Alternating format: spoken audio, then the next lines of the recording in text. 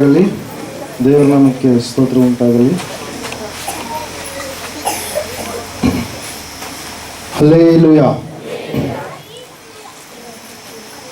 ನನ್ನ ಒಡೆಯನು ರಕ್ಷಕನು ವಿಮೋಚಕನು ಅತಿ ಬೇಗನೆ ಬರಲಿರೋ ಮೊದಲಿಂಗನಾದಂಥ ಯೇಸು ಕ್ರಿಸ್ತ ನಾಮದಲ್ಲಿ ಎಲ್ಲರನ್ನು ಕೂಡ ಹೊಂದಿಸ್ತಾ ಇದ್ದೇನೆ. ದೇವರು ನಿಮ್ಮೆಲ್ಲರನ್ನು ಆಶೀರ್ವಾದ ಮಾಡಿ ಸಂಬಳ ಬಲಗೈನ ಮೇಲೆ ಕೆತ್ತೋಣ. ವಾಕ್ಯವನ್ನು ಅರಿಕೆ ಮಾಡೋಣ. ಯೆಹೋವನು ಒಳ್ಳೆಯವನು, ಆತನ ಕೃಪೆಯು ಶಾಶ್ವತವಾಗಿರುವುದು. ಯೆಹೋವನು ಒಳ್ಳೆಯವನು, ಆತನ ಕೃಪೆಯು ಶಾಶ್ವತವಾಗಿರುವುದು. ಯೆಹೋವನು ಒಳ್ಳೆಯವನು, ಆತನ ಕೃಪೆಯು ಶಾಶ್ವತವಾಗಿರುವುದು. ಆಮೇನ್, ಆಮೇನ್, ಆಮೇನ್. ಹಲ್ಲೆಲೂಯಾ. ಈ ಸಮಯದಲ್ಲಿ ನೇರವಾಗಿ ನಾವು ದೇವರ ವಾಕ್ಯದ ಕಡೆ ಹೋಗೋಣ.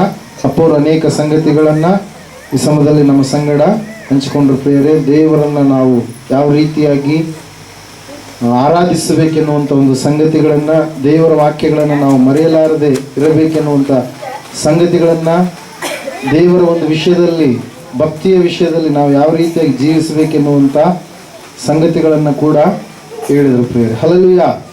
ಈ ಸಮಯದಲ್ಲಿ ಓದುವಾರ ನಾವು ಧ್ಯಾನ ಮಾಡಿದಂಥ ವಾಕ್ಯ ಯಾವುದಾಗಿತ್ತು? ಯಾರಾದ್ರೂ ನೆನಪು ಮಾಡ್ತೀರಾ? ಓದುವಾರ ಯಾವ ವಿಷಯದ ಕುರಿತಾಗಿ ಪರಿಶುದ್ಧಾತ್ಮ ದೇವರು ನಮ್ಮ ಸಂಗಡ ಮಾತಾಡಿದ್ರು? Hallelujah, hallelujah. ನೆನಪು ಮಾಡಿ. ಓದುವಾರ ಹಬ್ಬ ಇತ್ತು. ಹಬ್ಬದ ಸಂದೇಶ ಏನಿತ್ತು?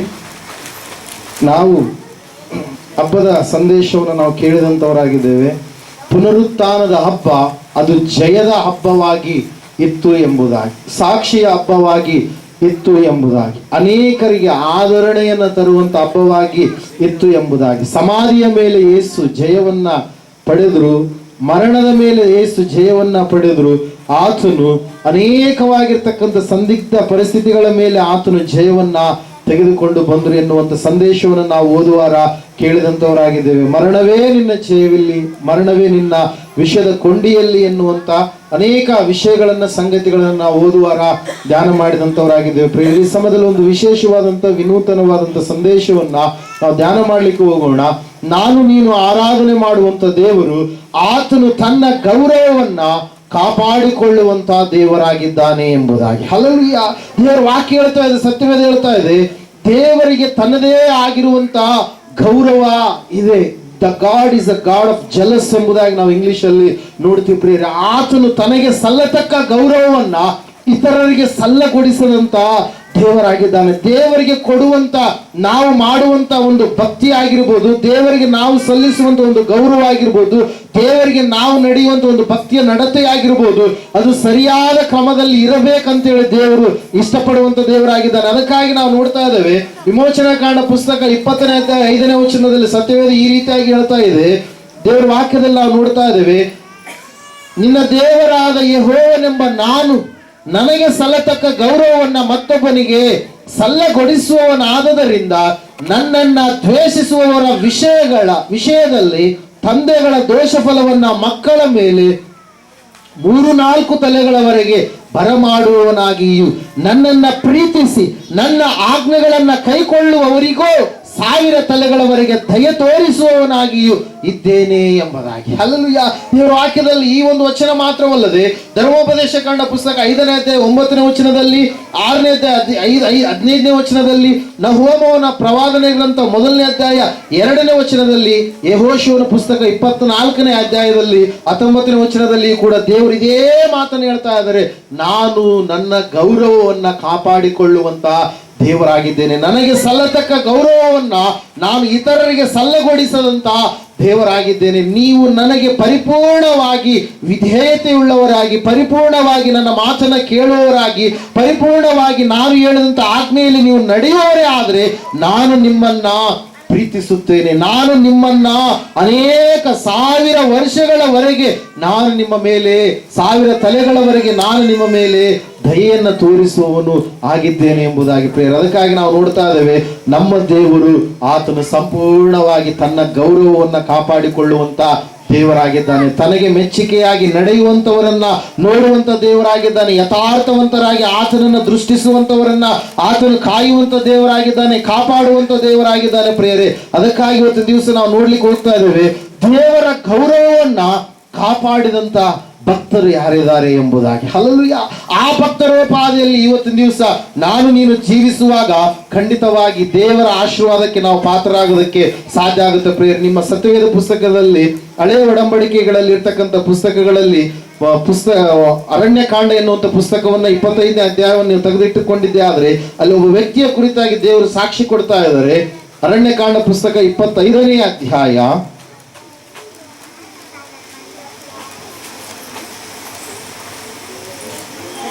10-11ನೇ ವಚನ ಓದಿಕೋ. ಆಗ ಯೆಹೋವನು ಮೋಶೆಗೆ, ನಾನೇ ನನ್ನ ಗೌರವವನ್ನ ಕಾಪಾಡಿಕೊಳ್ಳುವ ಮೇರೆಗೆ ಮಹಾಯಾಜಕ ಆರೋನನ ಮೊಮ್ಮಗನು ಎಲ್ಲಾಜಾರನ ಮಗನೂ ಆಗಿರುವ ಫೀನೆಹಾಸನು ನನ್ನ ಗೌರವವನ್ನ ಕಾಪಾಡಿದ್ದರಿಂದ ಇಸ್ರಾಯೇಲರ ಮೇಲಿದ್ದ ನನ್ನ ಕೋಪವನ್ನ ತೊಲಗಿಸಿದ್ದಾನೆ ಎಂಬುದಾಗಿ. ಹಲ್ಲೆಲೂಯಾ.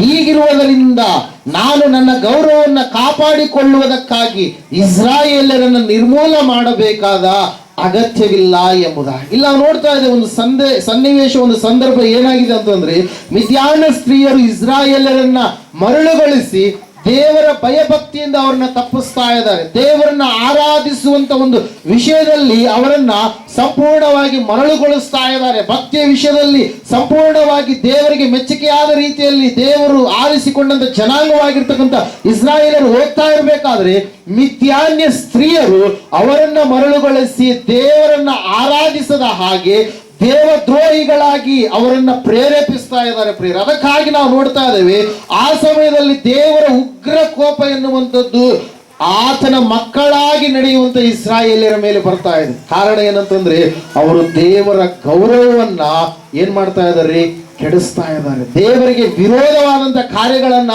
ಮಾಡ್ತಾ ಇದ್ದಾರೆ. ನಾವು ನೋಡ್ತಾ ಇದ್ದೇವೆ, ದೇವರು ವಾಕ್ಯ ಹೇಳ್ತಾ ಇದೆ, ಸತ್ಯವೇದ ಹೇಳ್ತಾ ಇದೆ, ದೇವರ ಸ್ಥಾನದಲ್ಲಿ ಅವರು ಮನುಷ್ಯರು ನಿರ್ಮಾಣ ಮಾಡಿಕೊಂಡಿರ್ತಕ್ಕಂಥ ವಿಷಯಗಳನ್ನ, ಸಂಗತಿಗಳನ್ನ ದೇವರ ಸ್ಥಾನಕ್ಕೆ ಅವ್ರು ಏನ್ ಮಾಡ್ತಾ ಇದ್ದಾರೆ, ನಿಲ್ಲಿಸ್ತಾ ಇದ್ದಾರೆ. ಲೋಕದ ಪ್ರಕಾರವಾಗಿ ನಾವು ನೋಡುವಾಗ ಅಲ್ಲಿರ್ತಕ್ಕಂಥ ದೇವತೆಗಳು 2ನೇ ವಚನದಲ್ಲಿ ನಾವು ನೋಡ್ತಾ ಇದ್ದೇವೆ, ಆ ಸ್ತ್ರೀಯರು ತಮ್ಮ ದೇವತೆಗಳಿಗೆ ಮಾಡಿದ ಔತಣದ ಯಜ್ಞಗಳಿಗೆ ಇಸ್ರಾಯೇಲರನ್ನ ಕರೆಸಲು ಇವರು ಆ ಭೋಜನವನ್ನ ಮಾಡಿ ಅವರ ದೇವತೆಗಳಿಗೆ ನಮಸ್ಕರಿಸುವವರಾದರು ಎಂಬುದಾಗಿ. ಹಲ್ಲೆಲೂಯಾ. ಇಲ್ಲ ನೋಡ್ತಾ ಇದೆ, ದೇವರ ವಾಕ್ಯ ಸ್ಪಷ್ಟವಾಗಿ ತಿಳಿಸ್ತಾ ಇದೆ. ಒಂದು ಯಜ್ಞ ಅರ್ಪಣೆ ಮಾಡಿರ್ತಕ್ಕಂಥ ಒಂದು ವಿಷಯಗಳ ಕುರಿತಾಗಿ ಇಲ್ಲಿ ದೇವರು ಮಾತಾಡ್ತಾ ಇದ್ದಾರೆ. ಹಲ್ಲೆಲೂಯಾ. ಯಾವ್ದಂತ್ರಿ? ದೇವತೆಗಳಿಗಾಗಿ ಮಾಡಿರ್ತಕ್ಕಂಥ ಯಜ್ಞಾರ್ಪಣೆಗಳು, ಔತಣದ ಯಜ್ಞಗಳು. ಮಿದ್ಯಾನ್ಯ ಸ್ತ್ರೀಯರು ಇವರನ್ನ ಮರಳುಗೊಳಿಸಿ ಭಕ್ತಿಯ ಜೀವಿತದಿಂದ ಇವ್ರನ್ನ ಏನ್ ಮಾಡ್ತಾ ಇದ್ದಾರೆ, ತಪ್ಪಿಸ್ತಾ ಇದ್ದಾರೆ. ಇವರ ಭಕ್ತಿಯನ್ನ ಕೆಡಿಸ್ತಾ ಇದ್ದಾರೆ. ಸಂಪೂರ್ಣವಾಗಿ ಅವರ ಒಂದು ಭಕ್ತಿಯ ವಿಷಯದಲ್ಲಿ ಜಾರಿ ಹೋಗುವ ಹಾಗೆ ಇವರು ಮಾಡ್ತಾ ಇದ್ದಾರೆ ಪ್ರಿಯರು. ಅದಕ್ಕಾಗಿ ನಾವು ನೋಡ್ತಾ ಇದ್ದೇವೆ, ದೇವರು ವಾಕ್ಯ ಹೇಳ್ತಾ ಇದೆ, ಸತ್ಯವೇದ ಹೇಳ್ತಾ ಇದೆ ಸ್ಪಷ್ಟವಾಗಿ.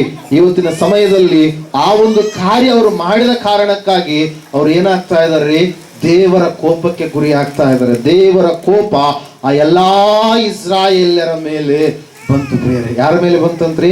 ಇಸ್ರಾಯೇಲ್ಯರ ಮೇಲೆ ಬಂತು. ಯಾಕೆ ಬಂತಂದ್ರೆ ದೇವರ ಕೋಪ, ಇವರು ದೇವರಿಗೆ ಸಲ್ಲತಕ್ಕ ಗೌರವವನ್ನು ಯಾರಿಗೆ ಸಲ್ಲಿಸ್ತಾ ಇದ್ದಾರಂತೆ, ಇವರು ಆ ದೇವತೆಗಳನ್ನ ನಮಸ್ಕರಿಸುವವರು ಆದರು ಎಂಬುದಾಗಿ. ಹಲ್ಲೆಲೂಯಾ. ಭೋಜನವನ್ನ ಮಾಡುವಂಥದ್ದು ಮಾತ್ರವಲ್ಲದೆ ದೇವರ ಸ್ಥಾನವನ್ನು ಕೂಡ ಅವ್ರು ಏನ್ ಮಾಡ್ತಾ ಇದ್ದಾರೆ, ಸಂಪೂರ್ಣವಾಗಿ ಪ್ರಕೃತಿ ಆರಾಧನೆ ಕಡೆಗೆ, ಮನುಷ್ಯನು ನಿರ್ಮಾಣ ಮಾಡಿರ್ತಕ್ಕಂಥ ಬೊಂಬೆಗಳ ಕಡೆಗೆ ಇವ್ರು ಏನ್ ಮಾಡ್ತಾ ಇದ್ದಾರೆ, ತಿರುಗಿಸ್ತಾ ಇದ್ದಾರೆ ಪ್ರಿಯರು. ಅದಕ್ಕಾಗಿ ನಾವು ನೋಡ್ತಾ ಇದ್ದೇವೆ, ಸತ್ಯವೇದ ಸ್ಪಷ್ಟವಾಗಿ ತಿಳಿಸ್ತಾ ಇದೆ, ಲೇಖನ ಸ್ಪಷ್ಟವಾಗಿ ತಿಳಿಸ್ತಾ ಇದೆ. ಆ ಸಮಯದಲ್ಲಿ ದೇವರ ಕೋಪ ಅವರ ಮೇಲೆ ಬಂದು ಆ ಒಂದು ಸಮಯದಲ್ಲಿ ಅಲ್ಲಿರ್ತಕ್ಕಂಥ ಮುಖಂಡರೆಲ್ಲರೂ ಮೋಶೆಯ ಸಮೀಪದಲ್ಲಿ ಬಂದು ಹೇಳ್ತಾ ಇದ್ದಾರೆ, ಈ ಒಂದು ಕೋಪಾಗ್ನಿಯನ್ನ ಇವರಿಂದ ತೊಲಗಿಸು. ಹಲ್ಲೆಲೂಯಾ. ದೇವರ ಹತ್ರ ನೀನು ಬೇಡಿಕೋ ಎಂಬುದಾಗಿ, ಒಂದು ದೊಡ್ಡದಾಗಿರ್ತಕ್ಕಂಥ ಶಿಕ್ಷೆಯ ಕಾರ್ಯ ನಡೆಯಲಿ ಎಂಬುದಾಗಿ. ಹಲ್ಲೆಲೂಯಾ. ಆ ಸಮಯದಲ್ಲಿ ನಾವು ನೋಡ್ತಾ ಇದ್ದೇವೆ ಇಬ್ಬರು ವ್ಯಕ್ತಿಗಳ ಕುರಿತಾಗಿ 14-15 ವಚನದಲ್ಲಿ ನಾವು ನೋಡ್ತಾ ಇದ್ದೇವೆ. ಜಿಮ್ರಿ ಎನ್ನುವಂತ ಒಬ್ಬ ಪುರುಷನು, ಅದೇ ರೀತಿಯಾಗಿ ಕೋಜ್ಬಿ ಎನ್ನುವಂತ ಒಬ್ಬ ಸ್ತ್ರೀಯಳು. ಈತನು ಇಸ್ರಾಯೇಲನು, ಆಕೆ ನಾವು ನೋಡ್ತಾ ಇದ್ದೇವೆ ಸಂಪೂರ್ಣವಾಗಿ ಆಕೆ ಏನಾಗಿದಳ್ರಿ, ಮಿದ್ಯಾನ್ಯ ಸ್ತ್ರೀ ಆಗಿದ್ದಾಳೆ. ಹಲ್ಲೆಲೂಯಾ. ಫ್ರೆಂಡ್ಸ್ಗಳಲ್ಲಿ ನಾವು ನೋಡ್ತಾ ಇದ್ದೇವೆ ಆ ವ್ಯಕ್ತಿ ಈ ರೀತಿಯಾಗಿರ್ತಕ್ಕಂಥ ಕಾರ್ಯ ಅಲ್ಲಿ ನಡೀತಾ ಇರಬೇಕಾದ್ರೆ ದೇವರ ಕೋಪ ಶಿಕ್ಷೆ ಉಂಟಾದಂತ ಸಮಯದಲ್ಲಿ ಎಲ್ಲಾ ಜನರು ದೇವದರ್ಶನದ ಗುಡಾರದ ಸಮೀಪದಲ್ಲಿ ಬಂದು ಅಯ್ಯೋ ದೇವರ ಈ ಕೋಪದಿಂದ ನಮ್ಮನ್ನು ತಪ್ಪಿಸು ಕಾಪಾಡು ಎಂಬುದಾಗಿ ಅಳುತ್ತಾ ಇರಬೇಕಾದ್ರೆ ಈ ವ್ಯಕ್ತಿ ಏನ್ ಮಾಡ್ತಾ ಇದ್ದಾನೆ, ಇನ್ನೂ ಘೋರವಾದಂತ ಕೃತ್ಯವನ್ನ ಮಾಡ್ತಾ ಇದ್ದಾನೆ ಪ್ರಿಯರೇ. ಅಂತಹ ಸಮಯದಲ್ಲಿ ನಾವು ನೋಡ್ತಾ ಇದ್ದೇವೆ. ಒಂದ್ಸಲ 6ನೇ ವಚನ ನಾವು ಓದಿದ್ದೆ, ಅದರಲ್ಲಿ ಗೊತ್ತಾಗುತ್ತೆ. ಇಸ್ರಾಯೇಲರ ವರ್ಗ ಸಮೂಹದವರು ದೇವದರ್ಶನದ ಗುಡಾರದ ಬಾಗಿಲಿನ ಹತ್ತಿರ ಅಳುತ್ತಿರುವಾಗ ಇಸ್ರಾಯೇಲನಾದ ಒಬ್ಬ ಮನುಷ್ಯನು ಮೋಶೆಗೂ ಸರ್ವ ಸಮೂಹದವರಿಗೂ ಎದುರಾಗಿಯೇ ಒಬ್ಬ ಮಿದ್ಯಾನ್ ಸ್ತ್ರೀಯನ್ನ ತನ್ನ ಕುಲದವರ ಬಳಿಗೆ ಕರೆಕೊಂಡು ಬರುವುದನ್ನ ಕಂಡರು ಎಂಬುದಾಗಿ. ಹಲ್ಲೆಲೂಯ. ಒಂದು ಪಾಪದ ಕಾರ್ಯ ಮಾಡುವುದಕ್ಕಾಗಿ ಒಂದು ಶಾಪವಾದ ಆಳ್ವಿಕೆಯನ್ನು ನಡೆಸುವಂತ ಸಂಗತಿಯನ್ನ ನಾವು ನೋಡ್ತಾ ಇದ್ದೇವೆ. ಒಬ್ಬರು ತಪ್ಪು ಮಾಡಿದ್ರೆ ಇದು ಇಸ್ರಾಯೇಲರ ಮೇಲೆ ಶಾಪ ಎನ್ನುವಂಥದ್ದು ಆವರಿಸಿಕೊಳ್ಳುವಂಥದ್ದು. ಆ ಕಾನೂನು ಮಾಡಿದಂತ ತಪ್ಪಿಗೆ ಇಡೀ ಇಸ್ರಾಯೇಲರು ಏನು ಸೋಲನ್ನ, ಚಿಕ್ಕ ಪಟ್ಟಣವಾದಂತ ಆಯಿ ಜನರ ಮುಂದೆ ಅವ್ರು ಏನನ್ನ ಹೊಂದಬೇಕಾಯ್ತ್ರಿ, ಸೋಲನ್ನ ಕಾಣಬೇಕಾಯ್ತು. ಹಲ್ಲೆಲೂಯ. ಇಲ್ಲ ನೋಡ್ತಾ ಇದ್ದೇವೆ, ಈ ವ್ಯಕ್ತಿ ಆಗಿರುವಂತ ಜಿಮ್ರಿ, ಕೋಪ್ಜಿ, ಇವರು ಮಾಡಿರ್ತಕ್ಕಂಥ ತಪ್ಪಾದ ಕಾರ್ಯಗಳಿಗೆ ಇನ್ನೂ ದೊಡ್ಡದಾದಂತ ಭಯಂಕರವಾದಂತ ಶಿಕ್ಷೆ ಅಲ್ಲಿ ಬರ್ಲಿಕ್ಕಿದೆ ಪ್ರಿಯರೇ. ದೇವರ ವಾಕ್ಯ ಹೇಳ್ತಾರೆ, ಸತ್ಯವೇದ ಹೇಳ್ತಾ ಇದೆ. ಮೊದಲನೇದಾಗಿ ಇವರು ವಿಗ್ರಹಾರಾಧನೆಗೆ ಸಂಬಂಧಪಟ್ಟಂತ ಆ ಒಂದು ವಸ್ತುಗಳನ್ನು ತಿಂದಿರುವಂಥದ್ದು ಮಾತ್ರವಲ್ಲ, ಔತಣದಲ್ಲಿ ಪಾಲ್ಗೊಂಡಿರುವಂಥದ್ದು ಮಾತ್ರವಲ್ಲ, ವಿಗ್ರಹಗಳನ್ನು ಕೂಡ ಇವರು ದೇವರ ಸ್ಥಾನಕ್ಕೆ ಏನ್ ಮಾಡ್ತಾ ಇದ್ದಾರೆ, ಏರಿಸ್ತಾ ಇದ್ದಾರೆ. ಈ ಸಮಯದಲ್ಲಿ ದೇವರು ಹೇಳಿರ್ತಕ್ಕಂಥ ಆಜ್ಞೆ ಏನಿತ್ತು ಆ ಆಜ್ಞೆಯನ್ನು ಸಂಪೂರ್ಣವಾಗಿ ಮೀರಿ ನಡೀತಾ ಇದ್ದಾರೆ ಪ್ರಿಯರೇ. ಅದರ ಸಲುವಾಗಿ ನಾವು ನೋಡ್ತಾ ಇದ್ದೇವೆ, ಕೊಲೊಸ್ಸದವರಿಗೆ ಬರೆದ ಪತ್ರಿಕೆ 3ನೇ ಅಧ್ಯಾಯದಲ್ಲಿ ಒಂದು ಮಾತು ಈ ರೀತಿಯಾಗಿರುತ್ತೆ. ಓದ್ತೀರಾ 5ನೇ ವಚನವನ್ನ? ಆದುದರಿಂದ ನಿಮ್ಮಲ್ಲಿರುವ ಭೂ ಸಂಬಂಧವಾದ ಭಾವಗಳನ್ನ ಸಾಯಿಸಿರಿ. ಜಾರತ್ವ, ಬಂಡುತನ, ಕಾಮಾಭಿಲಾಷೆ, ದುರಾಶೆ, ವಿಗ್ರಹಾರಾಧನೆಗೆ ಸಮವಾಗಿರುವ ಲೋಭ, ಇವುಗಳನ್ನ ವಿಸರ್ಜಿಸಿ ಬಿಡಿರಿ ಎಂಬುದಾಗಿ. ಹಲ್ಲೆಲೂಯಾ. ಇಲ್ಲ ನೋಡ್ತಾ ಇದೆ, ಸತ್ಯವೇದ ಸ್ಪಷ್ಟವಾಗಿ ಹೇಳ್ತಾ ಇದೆ. ಹೊಸ ಒಡಂಬಡಿಕೆಯಲ್ಲಿ ಸಭೆಯಲ್ಲಿರ್ತಕ್ಕಂಥ ನಾವು ಯಾರನ್ನ ಸಾಯಿಸಬೇಕಾಗಿದೆ, ಆ ಜಿಮ್ರಿ, ಅಲ್ಲಿ ನಾವು ನೋಡ್ತಾ ಇದ್ದೇವೆ ಕೋಪ್ಜಿ ಎನ್ನುವಂತ ಅವರಿಬ್ಬರನ್ನ ಒಕ್ಕು ಒಂದು ತ್ರಿಶೂಲವನ್ನ ಹಿಡಿದು ನಾವು ನೋಡ್ತಾ ಇದ್ದೇವೆ ಅಲ್ಲಿ ವಾಕ್ಯದಲ್ಲಿ ನಾವು ನೋಡ್ತಾ ಇದ್ದೇವೆ ಸ್ಪಷ್ಟವಾಗಿ. ಏನಂತ ಹೇಳ್ರಿ, ಒಂದ್ಸಾರಿ ಓದ್ತೀರ, ಈಟಿಯನ್ನ ಹಿಡಿದು ವ್ಯಕ್ತಿ ಏನ್ ಮಾಡ್ತಾ ಇದ್ದಾನೆ, ಫಿನೆಹಾಸನ್ ಏನ್ ಮಾಡ್ತಾ ಇದ್ದಾನೆ, ಅವರಿಬ್ಬರನ್ನ ಸಾಯಿಸ್ತಾ ಇದ್ದಾನೆ. ಯಾವಾಗ ಆ ಜಿಮ್ರಿ ಮತ್ತು ಅಲ್ಲಿರ್ತಕ್ಕಂಥ ಕೋಪ್ಜಿ ಅನ್ನುವಂತ ಆ ಪುರುಷ ಸ್ತ್ರೀ ಅವರು ಕೆಟ್ಟದಾಗಿರ್ತಕ್ಕಂಥ ದುಷ್ಟ ಸಾಂಗತ್ಯದಲ್ಲಿ ಪಾಲ್ಗೊಂಡಿರ್ತಕ್ಕಂಥ ಸಮಯದಲ್ಲಿ ಅವರನ್ನ ಸಾಯಿಸಿದನು, ಆ ಸಮಯದಲ್ಲಿ ದೇವರ ಕೋಪ ಎನ್ನುವಂಥದ್ದು ಏನಾಯ್ತಂದ್ರಿ, ತಣ್ಣಗಾಯಿತು. ದೇವರು ಸಮಾಧಾನವನ್ನ ಹೊಂದಿದ. ಇಲ್ಲಿ ನಾವು ತಿಳಿದುಕೊಳ್ಬೇಕಾಗಿರ್ತಕ್ಕಂಥ ಅಂಶ ಒಂದೇ, ದೇವರು ಕೊಟ್ಟಿರ್ತಕ್ಕಂಥ ಆ ವ್ಯಾಧಿಯಲ್ಲಿ 8ನೇ ವಚನದಲ್ಲಿ ನಾವು ನೋಡ್ತಾ ಇದ್ದೇವೆ, ಆ ಇಸ್ರಾಯೇಲನ ಹಿಂದೆ ಹೋಗಿ ಅವನ ಮಲಗುವ ಕೋಣೆಯನ್ನ ಒಕ್ಕು ಅವರಿಬ್ಬರನ್ನ, ಅಂದರೆ ಆ ಇಸ್ರಾಯೇಲನನ್ನ ಆ ಸ್ತ್ರೀಯನ್ನ ಒಂದೇ ಏಟಿನಿಂದ ಏನ್ ಮಾಡಿದಂತೆ ಹೊಟ್ಟೆಯಲ್ಲಿ ತಿವಿದುಕೊಂಡನು. ಆಗ ಇಸ್ರಾಯೇಲರಿಗೆ ಉಂಟಾಗಿದ್ದ ವ್ಯಾಧಿ ನಿಂತು ಹೋಯಿತು. ಆ ವ್ಯಾಧಿಯಿಂದ 24,000 ಮಂದಿ ಏನಾದ್ರಂತೆ ಸತ್ತು ಹೋದ್ರು. ಹಲ್ಲೆಲೂಯಾ. ಒಬ್ರು ಮಾಡಿದಂತ ತಪ್ಪು, ಒಂದು ಜನಾಂಗ ಅವರು ತಪ್ಪಾದ ದಾರಿಯಲ್ಲಿ ನಡೆದ ಕಾರಣಕ್ಕಾಗಿ ದೇವರಿಗೆ ಸಲ್ಲತಕ್ಕ ಗೌರವವನ್ನ ದೇವತೆಗಳಿಗೆ ಅರ್ಪಣೆ ಮಾಡಿರ್ತಕ್ಕಂಥ ಆ ಒಂದು ಅರ್ಪಣೆಯನ್ನ ಭುಜಿಸಿದ ಕಾರಣಕ್ಕಾಗಿ, ಔತಣದಲ್ಲಿ ಪಾಲ್ಗೊಂಡ ಕಾರಣಕ್ಕಾಗಿ ಅವರ ಮೇಲೆ ವ್ಯಾಧಿ ಬಂದು 24,000 ಜನರು ಏನಾದ್ರಿ ಸತ್ತು ಹೋದ್ರ ಪ್ರಿಯರೇ. ಅದಕ್ಕಾಗಿ ನಾವು ದೇವರ ವಿಷಯದಲ್ಲಿ ಸಂಪೂರ್ಣವಾಗಿ ಗೌರವವನ್ನು ಕಾಪಾಡುವ ವ್ಯಕ್ತಿಗಳಾಗಿ ನಾವು ಇರಬೇಕು. ದೇವರಿಗೆ ಮೆಚ್ಚುಗೆಯಾದ ರೀತಿಯಲ್ಲಿ ನಾವು ಜೀವಿಸುವವರಾಗಿ ಇರಬೇಕು. ದೇವರು ಈ ವಿಷಯವಾಗಿ ಮಾತಾಡ್ತಾ ಇದ್ದಾನೆ, ನಾನು ನನ್ನ ಗೌರವವನ್ನ ಕಾಪಾಡಿಕೊಳ್ಳಬೇಕಂತೇಳಿ ಅಂದುಕೊಂಡಿದ್ದೆ, ಆದರೆ ನನ್ನ ಗೌರವವನ್ನ ನನ್ನ ಸ್ಥಾನದಲ್ಲಿದ್ದು ಯಾರು ಕಾಪಾಡಿದ್ರಂತೆ, ಎಲ್ಲಾಜಾರನ ಮಗನು, ಮತ್ತಲ್ಲಿ ನಾವು ನೋಡ್ತಾ ಇದ್ದೇವೆ ಆರೋನನ ಮೊಮ್ಮಗನಾಗಿರ್ತಕ್ಕಂಥ ಫೀನೆಹಾಸ್. ಇವತ್ತಿನ ದಿವಸ ಸಭೆಯಲ್ಲಿ ಫೀನೆಹಾಸರು ಎದ್ದೇಳಬೇಕಾಗಿದೆ. ಹಲ್ಲೆಲೂಯಾ. ದೇವರ ಗೌರವವನ್ನ ಕಾಪಾಡುವಂತವರು ಎದ್ದೇಳಬೇಕಾಗಿದೆ. ದೇವರ ವಾಕ್ಯದಲ್ಲಿ ನಾವು ನೋಡ್ತಾ ಇದ್ದೀವಿ, ಈಗಾಗಲೇ ಓದಿದ ಹಾಗೆ ಭೂ ಸಂಬಂಧವಾದವುಗಳನ್ನ ನಾವು ಸಾಯಿಸಬೇಕಾಗಿದೆ. ಜಾರತ್ವ, ಬಂಡುತನ, ಕಾಮಾಭಿಲಾಷೆ, ದುರಾಶೆ, ವಿಗ್ರಹಾರಾಧನೆಗೆ ಸಮನಾಗಿರುವಂತ ಲೋಭಿತನ, ಇವುಗಳನ್ನು ನಾವು ಈಟಿಯನ್ನ ತೆಗೆದು ಯಾವ ರೀತಿಯಾಗಿ ಆ ಒಂದು ಇಬ್ಬರು ವ್ಯಕ್ತಿಗಳನ್ನ ಫಿನೆಹಾಸನು ಸಾಯಿಸಿದನು, ಅದೇ ರೀತಿಯಾಗಿ ಆತ್ಮೀಯ ಜೀವಿತದಲ್ಲಿ ಭೂ ಸಂಬಂಧವಾದ ಭಾವಗಳಾಗಿರ್ತಕ್ಕಂಥ ಈ ಕಾರ್ಯಗಳನ್ನು ನಾವು ಸಾಯಿಸಲಾರದೆ ಹೋದ್ರೆ ದೇವರ ಗೌರವವನ್ನು ನಾವು ಕಾಪಾಡೋದಕ್ಕೆ ಸಾಧ್ಯ ಇಲ್ಲ ಪ್ರಿಯರೇ. ನಾವು ನೋಡ್ತಾ ಇದ್ದೇವೆ ಭೂ ಸಂಬಂಧವಾದ ಭಾವಗಳು ಯಾವಿದೆ ಅಲ್ಲಿ ಸ್ಪಷ್ಟವಾಗಿ ಹೇಳ್ತಾ ಇದ್ದಾನೆ ಪೌಲ. ಏನಂತ ಹೇಳಿ, ಜಾರತ್ವ, ಪುರುಷ ಸ್ತ್ರೀಯರು ಮದುವೆಯಾಗುವುದಕ್ಕಿಂತ ಮುಂಚಿತವಾಗಿ ಅವರು ಕೆಟ್ಟದಾದಂಥ ರೀತಿಯಲ್ಲಿ ನಡೆದುಕೊಳ್ಳುವಂತ ಸ್ಥಿತಿ ಪ್ರಿಯರೇ. ಹಲ್ಲೆಲೂಯಾ. Praise the Lord. ನಾವು ನೋಡ್ತಾ ಇದ್ದೇವೆ, ಸಂಪೂರ್ಣವಾಗಿ ಬಂಡುತನದ ಸ್ಥಿತಿಯಲ್ಲಿ ಜೀವಿಸುವಂತವರು, ಕಾಮಾಭಿಲಾಷ, ದುರಾಶೆ, ವಿಗ್ರಹ ಆರಾಧನೆಗೆ ಸಮವಾಗಿರುವಂತ ಲೋಭತನದಲ್ಲಿ ಜೀವಿಸುವಂತವರು. ಹಲ್ಲೆಲೂಯಾ. ದೇವರಿಗೆ ಸಲ್ಲತಕ್ಕದ್ದನ್ನ ದೇವರಿಗೆ ಸಲ್ಲಿಸಲಾರದೆ ತಮ್ಮ ಜೀವಿತವನ್ನ ಮಾತ್ರ ನೋಡಿಕೊಳ್ಳುವಂತವು. ಹಲ್ಲೆಲೂಯಾ.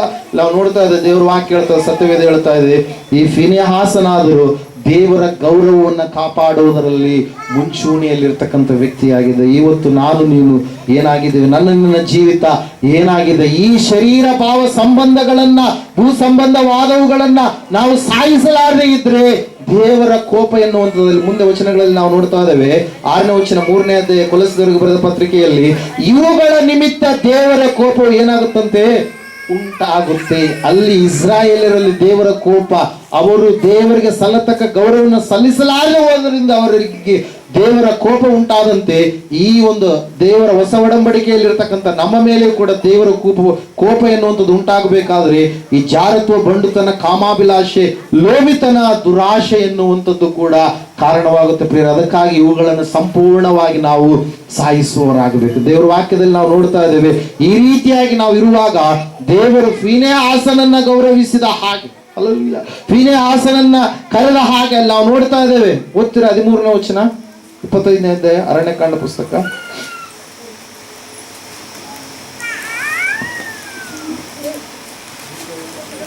ಅವನಿಗೂ ಅವನ ತರುವಾಯ ಅವನ ಸಂತತಿಯವರಿಗೂ ಯಾಜಕತ್ವವು ಶಾಶ್ವತವಾಗಿಯೇ ಇರುವುದೆಂದು ಮಾತು ಕೊಡುತ್ತೇನೆ. ಅವನು ತನ್ನ ದೇವರ ಗೌರವವನ್ನ ಸ್ಥಾಪಿಸಿ ಇಸ್ರಾಯೇಲರಿಗೋಸ್ಕರ ದೋಷ ಪರಿಹಾರವನ್ನ ಮಾಡಿದ್ದರಿಂದ ನಾನು ಅವನಿಗೆ ಈ ಮಾತನ್ನ ಕೊಟ್ಟಿದ್ದೇನೆ ಎಂದು ಹೇಳಿದನು. ಹಲ್ಲೆಲೂಯಾ. ಎಷ್ಟು ಶ್ರೇಷ್ಠವಾಗಿರತಕ್ಕಂಥ ಆಶೀರ್ವಾದ ನೋಡ್ರಿ. ಅವನ ಮೂಲಕವಾಗಿ ಯಾಜಕತ್ವ ಎನ್ನುವಂಥದ್ದು ಶಾಶ್ವತವಾಗಿರ್ಬೇಕಂತೇಳಿ, ಅವನ ಸಂತತಿಯವರಿಗೆ ಯಾಜಕತ್ವ ಶಾಶ್ವತವಾಗಿರ್ಬೇಕಂತೇಳಿ ದೇವ್ರು ಏನ್ ಮಾಡಿದನ್ರಿ, ನೇಮಕ ಮಾಡಿದನು ಪ್ರಿಯರೇ. ಅದಕ್ಕಾಗಿ ನಾವು ನೋಡ್ತಾ ಇದ್ದೇವೆ, ದೇವ್ರ ವಾಕ್ಯ ಹೇಳ್ತಾ, ಸತ್ಯವೇದ ಹೇಳ್ತಾ ಇದೆ, ದೈವಾಜ್ಞೆಯನ್ನು ನಾವು ಮೀರಿ ನಡಿಬಾರದು. ಭೂ ಸಂಬಂಧವಾದವುಗಳನ್ನು ನಾವು ಸಾಯಿಸದೆ ನಮ್ಮಲ್ಲೇ ಇಟ್ಟುಕೊಂಡ್ರೆ ದೇವರ ಉಗ್ರ ಕೋಪಕ್ಕೆ ನಾವು ಬಲಿಯಾಗಬೇಕಾಗುತ್ತೆ. ಅದಕ್ಕಾಗಿ ನಾವು ನೋಡ್ತಾ ಇದ್ದೇವೆ, ಫೀನೆಹಾಸನೋಪಾದಿಯಲ್ಲಿ ನಾವು ಕೂಡ ನಮ್ಮ ಜೀವಿತದಲ್ಲಿ ಬೇಡವಾದಂತ ಕಾರ್ಯಗಳು ಯಾವುದಿದವೋ, ದೇವರ ಗೌರವಕ್ಕೆ ಧಕ್ಕೆ ತರುವಂತ ಕಾರ್ಯಗಳು ಯಾವಿದವು, ಆತ್ಮೀಯ ಜೀವಿತಕ್ಕೆ ಸಂಬಂಧಪಟ್ಟಂತ ವಿಷಯದಲ್ಲಿ ಪರಲೋಕ ಸಂಬಂಧವುಳ್ಳವರಾಗಿ ನಾವು ಜೀವಿಸುವಾಗ ಈ ಲೋಕದ ಯಾವ ಕಾರ್ಯಗಳು ನಮ್ಮನ್ನ ಮರಳುಗೊಳಿಸಿ ಲೋಕದಲ್ಲಿಯೇ ಇರುವಂತೆ ಮಾಡ್ತಾವು ಅವುಗಳನ್ನು ನಾವು ಸಾಯಿಸಲೇಬೇಕು ಪ್ರಿಯರೇ. ಸಾಯಿಸುವಾಗ ದೇವರೊಂದು ಶಾಶ್ವತವಾದಂತ ತನ್ನ ಕೃಪೆಯನ್ನು ನಮ್ಮ ಮೇಲೆ ತೋರಿಸಿ ತಾನಿರುವಂತ ಸ್ಥಳದಲ್ಲಿ ನಮ್ಮನ್ನ ನಿಲ್ಲಿಸಬೇಕಂತೇಳಿ ಆತನು ಇಷ್ಟಪಟ್ಟಿದ್ದಾನೆ. ಶಾಶ್ವತವಾದಂತ ಯಾಜಕತ್ವವನ್ನು ದೇವರು ಏನ್ ಮಾಡಿದ್ದಾನೆ, ನಮಗೆ ಕೊಟ್ಟಿದ್ದಾನೆ ಪ್ರಿಯರೇ. ಅದಕ್ಕಾಗಿ ನಾವು ನೋಡ್ತಾ ಇದ್ದೇವೆ, ಪೇತ್ರನ ಪತ್ರಿಕೆಯಲ್ಲಿ ಪೇತ್ರನ ಹೇಳ್ತಾನೆ ಏನಂತ ಹೇಳಂತಂದ್ರೆ, ನೀವು ಯಾಜಕ ಸಮೂಹದವರು, ನೀವು ರಾಜವಂಶಸ್ಥರು ಆಗಿದ್ದೀರಿ ಎಂಬುದಾಗಿ. ಹಲ್ಲೆಲೂಯಾ. 2:9 1ನೇ ಪೇತ್ರನ ಪತ್ರಿಕೆಯಲ್ಲಿ ಅದರ ಕುರಿತಾಗಿ ನಾವು ನೋಡ್ತಾ ಇದ್ದೇವೆ ಪ್ರಿಯರೇ. ಅದಕ್ಕಾಗಿ ಸತ್ಯವೇದ ಹೇಳ್ತಾ ಇದೆ, ಆ ಒಂದು ಯಾಜಕೋದ್ಯೋಗಕ್ಕಾಗಿ ದೇವರು ನಮ್ಮನ್ನು ಏನ್ ಮಾಡಿದ್ದಾನೆ, ಕರೆದಿದ್ದಾನೆ. ಆತನನ್ನು ಆರಾಧಿಸುವುದಕ್ಕಾಗಿ ದೇವರು ನಮ್ಮನ್ನ ಕರೆದಿದ್ದಾನೆ. ಆರಾಧಿಸುವುದಕ್ಕಾಗಿ ದೇವರು ನಮ್ಮನ್ನು ಕರೆದಿದ್ದಾನೆ ಅಂದಮೇಲೆ ನಾವು ಸಂಪೂರ್ಣವಾಗಿ ಆತನಿಗೆ ಗೌರವ ತರುವ ರೀತಿಯಲ್ಲಿ ನಮ್ಮ ಭಕ್ತಿಯ ಜೀವಿತ ಇರಬೇಕು. ಈ ಫಿನೆಹಾಸನು ತಪ್ಪು ಮಾಡುವವರನ್ನ ಶಿಕ್ಷಿಸಿದ ಹಾಗೆಯೇ ನಮ್ಮಲ್ಲಿ ಕೂಡ ತಪ್ಪು ಮಾಡುವಂತ ಒಂದು ಸ್ಥಿತಿಯ ಕಡೆಗೆ ಸೈತಾನನು ಯಾವುದನ್ನ ಕರೆದುಕೊಂಡು ನಡೆಸ್ಕೊಂಡು ಹೋಗ್ತಾನೋ ಆ ಸೈತಾನನ ಬಾಣಗಳನ್ನ ನಾವೇನ್ ಮಾಡ್ಬೇಕ್ರಿ, ಸಂಧಿಸುವವರಾಗಬೇಕು. ಸೈತಾನನ್ನು ತಂದು ಹಾಕುವಂತಹ ಎಲ್ಲ ಶೋಧನೆಗಳನ್ನು ನಾವು ಜಯಿಸುವಂತವ್ರಾಗಬೇಕು. ಪರೀಕ್ಷೆಗಳಲ್ಲಿ ಸಂಪೂರ್ಣವಾಗಿ ನಾವು ಗೆಲ್ಲುವಂತವರು ಆಗಬೇಕು. ಅದಕ್ಕಾಗಿ ನಾವು ನೋಡ್ತಾ ಇದ್ದೇವೆ, ಮೊದಲನೇ ಆದಾಗಿ ಫಿನೆಹಾಸನು ದೇವರ ಗೌರವವನ್ನ ಏನ್ ಮಾಡಿದಂತೆ, ಕಾಪಾಡಿದ. ದೇವರ ಗೌರವವನ್ನು ಯಾವ ರೀತಿಯಾಗಿ ಕಾಪಾಡಿದರಿ, ಆ ತಪ್ಪಾದ ಕಾರ್ಯ ನಡೆಯುವಾಗ ಅವರನ್ನ ಸಾಯಿಸುವುದರ ಮೂಲಕವಾಗಿ. ಇವತ್ತು ನಾನು ನೀನು ಕೂಡ ಭೂ ಸಂಬಂಧವಾದವುಗಳನ್ನು ಸಾಯಿಸುವಾಗ ನಾನು ನೀನು ಕೂಡ ದೇವರ ಗೌರವವನ್ನು ಕಾಪಾಡೋದಕ್ಕೆ ಸಾಧ್ಯವಾಗುತ್ತೆ. ಎರಡನೇದಾಗಿ ಸಮಯದಲ್ಲಿ ನಾವು ನೋಡೋಣ, ಪ್ರವಾದಿಯಾಗಿರ್ತಕ್ಕಂಥ ಎಲಿಯನ ಕುರಿತಾಗಿ ಮೊದಲನೇ ಅರಸುಗಳ ಪುಸ್ತಕ 19ನೇ ಅಧ್ಯಾಯ 10ನೇ ವಚನ ಓದಿಕೊಳ್ಳೋಣ. ಮೊದಲನೇ ಅರಸುಗಳ ಪುಸ್ತಕ 19ನೇ ಅಧ್ಯಾಯ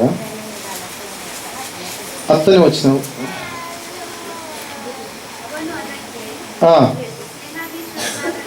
ಸೇನಾಧೀಶ್ವರನಾದ ದೇವರೇ ಯೆಹೋವನೇ, ಇಸ್ರಾಯೇಲ್ಯರು ನಿನ್ನ ನಿಬಂಧನೆಯನ್ನ ಮೀರಿದ್ದಾರೆ, ಯಜ್ಞ ವೇದಿಗಳನ್ನ ಕೆಡವಿ ಹಾಕಿದ್ದಾರೆ, ಪ್ರವಾದಿಗಳನ್ನ ಕತ್ತಿಯಿಂದ ಸಂಹರಿಸಿದ್ದಾರೆ. ನಾನೊಬ್ಬನೇ ಉಳಿದು ನಿನ್ನ ಗೌರವವನ್ನ ಕಾಪಾಡುವುದರಲ್ಲಿ ಆಸಕ್ತನಾಗಿದ್ದೆನು, ಆದರೆ ಅವರು ನನ್ನ ಪ್ರಾಣವನ್ನೂ ತೆಗೆಯಬೇಕೆಂದಿದ್ದಾರೆ ಎಂದು ಉತ್ತರ ಕೊಟ್ಟನು ಎಂಬುದಾಗಿ. 19ನೇ ವಚನದಲ್ಲಿ ಕೂಡ ನಾವು ನೋಡ್ತಾ ಇದ್ದೇವೆ, 14ನೇ ವಚನದಲ್ಲಿ ಕೂಡ ನಾವು ನೋಡ್ತಾ ಇದ್ದೇವೆ. ಅದಕ್ಕೆ ಅವನು, ಸೇನಾಧೀಶ್ವರನಾದ ಯೆಹೋವನೇ, ಇಸ್ರಾಯೇಲರು ನಿನ್ನ ನಿಬಂಧನೆಗಳನ್ನ ಮೀರಿದ್ದಾರೆ, ಯಜ್ಞ ವೇದಿಗಳನ್ನ ಕೆಡವಿ ಹಾಕಿದ್ದಾರೆ, ಪ್ರವಾದಿಗಳನ್ನ ಕತ್ತಿಯಿಂದ ಸಂಹರಿಸಿದ್ದಾರೆ. ನಾನೊಬ್ಬನೇ ಉಳಿದು ನಿನ್ನ ಗೌರವವನ್ನು ಕಾಪಾಡುವುದರಲ್ಲಿ ಆಸಕ್ತನಾಗಿದ್ದೆನು, ಆದರೆ ಅವರು ನನ್ನ ಪ್ರಾಣವನ್ನೂ ತೆಗೆಯಬೇಕೆಂದಿದ್ದಾರೆ ಎಂದು ಉತ್ತರ ಕೊಟ್ಟನು ಎಂಬುದಾಗಿ. ಇಲ್ಲಿ ಒಂದು ಸಂದರ್ಭವನ್ನು ನಾವು ನೋಡ್ತಾ ಇದ್ದೇವೆ. ಇಲ್ಲಿ ಎಲೀಯನು ಸಂಪೂರ್ಣವಾಗಿ ಒಂದು ಜಾಲಿ ಮರದ ಕೆಳಗಡೆ ಹೋಗಿ ಆತನು ಸಾವನ್ನ ಅಪೇಕ್ಷೆ ಮಾಡ್ತಾ ಇದ್ದಾನೆ. ದೇವರೇ, ನಾನು ನನ್ನ ಪೂರ್ವಿಕರಿಗಿಂತ ನಾನೇನು ದೊಡ್ಡವನಲ್ವಲ್ಲ, ನನ್ನ ಪ್ರಾಣವನ್ನ ನೀನೇನ್ ಮಾಡಿಬಿಡು, ತೆಗೆದು ಬಿಡು ಎಂಬುದಾಗಿ. ಹಲ್ಲೆಲೂಯಾ. ನಾವು ನೋಡ್ತಾ ಇದ್ದೇವೆ ಪ್ರಿಯರೇ, ಅಲ್ಲಿ ಏನ್ ಕಾರ್ಯ ನಡೆದಿದೆ ಅಂತಂದ್ರೆ, ಅಲ್ಲಿ ರಾಜ ರಾಣಿ ಆಗಿರ್ತಕ್ಕಂಥ ಅಹಾಬ ಎನ್ನುವಂತ ರಾಜ, ಆತನ ಹೆಂಡತಿ ಆಗಿರ್ತಕ್ಕಂಥ ದುಷ್ಟಳಾಗಿರ್ತಕ್ಕಂಥ ಯೆಜೆಬೇಲಳು ಎನ್ನುವಂಥ ದುಷ್ಟ ರಾಣಿ, ಇವರಿಬ್ಬರು ಸೇರಿಕೊಂಡು ದೇವರ ದೇಶವನ್ನ ಸಂಪೂರ್ಣವಾಗಿ ದೆವ್ವದ ದೇಶವಾಗಿ ಅವರು ಮಾರ್ಪಡಿಸಿದ್ದಾರೆ. ದೇವರ ಆಜ್ಞೆಗಳಿಗೆ ಒಳಗಾಗಿ ಜೀವಿಸುವಂತ ದೇವರ ಜನಾಂಗ ಎಂಬುದಾಗಿ ಕರೆಸಿಕೊಂಡಂತ ಎಲ್ಲಾ ಇಸ್ರಾಯೇಲರನ್ನ ಇವರು ಸಂಪೂರ್ಣವಾಗಿ ಏನ್ ಮಾಡಿದಾರೆ? ದೇವರ ಮಾರ್ಗದಿಂದ ತೊಡೆದು ಹಾಕಿದ್ದಾರೆ. ದೇವರ ಅಲ್ಲದ ಮಾರ್ಗದ ಕಡೆಗೆ ನಡೆಸಿದ್ದಾರೆ. ವಿಗ್ರಹಾರಾಧನೆ, ಮಾಟ ಮಂತ್ರ ಶಕ್ತಿಗಳು, ಭಯಂಕರವಾಗಿರ್ತಕ್ಕಂಥ ದೇವರಿಗೆ ಕೋಪ ಎಬ್ಬಿಸುವಂತ ವ್ಯಕ್ತಿಯ ಬಲಿದಾನಗಳು ನಾವು ನೋಡ್ತಾ ಇದ್ದೇವೆ. ಮಕ್ಕಳನ್ನ ಬಲಿ ಕೊಡುವಂತ ಪದ್ಧತಿಗಳು ಅನೇಕವಾದವುಗಳು ಇಸ್ರಾಯೇಲರಲ್ಲಿ ತಂದು ಹಾಕಿದ್ದಾರೆ. ಆ ಸಮಯದಲ್ಲಿ ಎಲೀಯನು ಒಂದು ಯುದ್ಧವನ್ನ ಘೋಷಿಸಿದ. ಏನಂತೇಳಿ? ನಾನು ಹೇಳುವವರೆಗೆ 3 ವರ್ಷ 6 ತಿಂಗಳುಗಳ ಕಾಲ ಮಳೆ ಬರುವುದೇ ಇಲ್ಲ ಎಂಬುದಾಗಿ.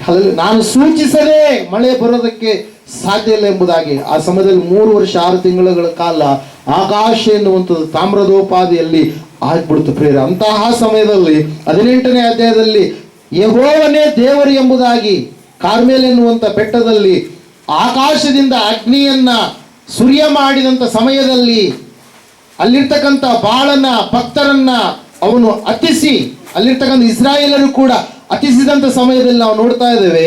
ಆ ಸಮಯದಲ್ಲಿಯೂ ಕೂಡ ಇವರು ದೇವರು ಮಳೆಯನ್ನ ತಡೆದಾಗಲೂ ದೇವರನ್ನ ನಂಬಲಿಲ್ಲ, ದೇವರು ಮಳೆಯನ್ನ ಕೊಟ್ಟಾಗಲೂ ಕೂಡ ದೇವರನ್ನ ನಂಬಲಿಲ್ಲ ಪ್ರಿಯರೇ. ಆ ಸಮಯದಲ್ಲಿ ಎಲೀಯನನ್ನ ಮುಗಿಸಿಬಿಟ್ರೆ ಆಯ್ತು ಎಂಬುದಾಗಿ ದುಷ್ಟ ರಾಣಿಯಾಗಿರ್ತಕ್ಕಂಥ ಯೆಜೆಬೇಲಳು ಒಂದು ಹುನ್ನಾರವನ್ನ ಮಾಡಿ ಎಲೀಯನ ತಲೆಯನ್ನ ಕಡಿಯಬೇಕೆಂಬುದಾಗಿ ಒಂದು ಆಜ್ಞೆಯನ್ನ ಕೊಡ್ತಾ ಇದ್ದಾರೆ. 19ನೇ ಅಧ್ಯಾಯದಲ್ಲಿ ನಾವು ನೋಡ್ತಾ ಇದ್ದೇವೆ.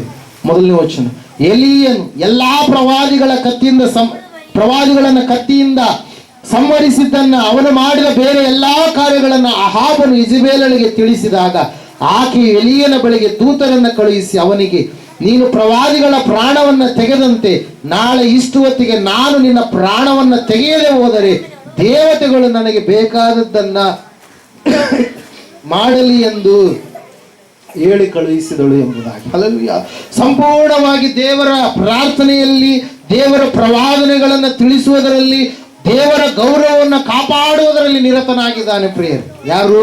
ಪ್ರವಾದಿಯಾಗಿರುವಂತ ಎಲೀಯ. ದೇವರ ವಾಕ್ಯ ಹೇಳ್ತಾ ಇದೆ, ಸತ್ಯವೇದ ಹೇಳ್ತಾ ಇದೆ, ಒಬ್ಬ ದೇಶದ ಮಹಾರಾಣಿಯಿಂದ ಒಂದು ಆಜ್ಞೆ ಬರ್ತಾ ಇದೆ, ಹೇಳಿ ಕಳಿಸ್ತಾ ಇದ್ದಾಳೆ, ಸಂದೇಶವನ್ನ ಕಳಿಸ್ತಾ ಇದ್ದಾಳೆ, ನಿನ್ನ ಪ್ರಾಣವನ್ನ ನಾಳೆ ಇಷ್ಟು ಹೊತ್ತಿಗೆ ತೆಗೆಯಲಾರದೆ ಹೋದ್ರೆ ದೇವತೆಗಳು ನನಗೆ ಬೇಕಾದ್ದನ್ನ ಮಾಡಲಿ ಎಂಬುದಾಗಿ ಭಯ ಕಂಪಿತನಾಗಿದ್ದಾನೆ. ಎಷ್ಟು ಹೊತ್ತಿಗೆ ನಿನ್ನ ಪ್ರಾಣ ಪಕ್ಷಿ ಹಾರಿ ಹೋಗ್ಲಿಕ್ಕಿದೆ. ಹಲ್ಲೆಲೂಯಾ.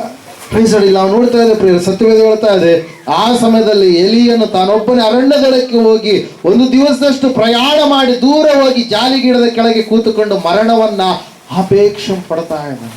ಮರಣ ಬಂದು ಬಿಡು, ನನ್ನನ್ನ ಏನ್ ಮಾಡು, ತೆಗೆದುಕೊಂಡು ಹೋಗಿ ಎಂಬುದಾಗಿ ಮರಣವನ್ನ ಕೋರ್ತಾ ಇದ್ದಾನೆ. ಯಾರ್ರೀ? ಪ್ರವಾದಿಯಾಗಿರುವಂತ ಎಲೀಯನ ಪ್ರಿಯರೇ. ಆ ಸಮಯದಲ್ಲಿ ದೇವರು ದೂತರನ್ನ ಕಳುಹಿಸಿ ಒಂದು ಮಾತನ್ನ, ಆಹಾರವನ್ನ ಆತನಿಗೆ ಕೊಡ್ತಾ ಇದ್ದಾರೆ ಪ್ರಿಯರೇ. ಎಲ್ಲ ನಾವು ನೋಡ್ತಾ ಇದ್ದೇವೆ.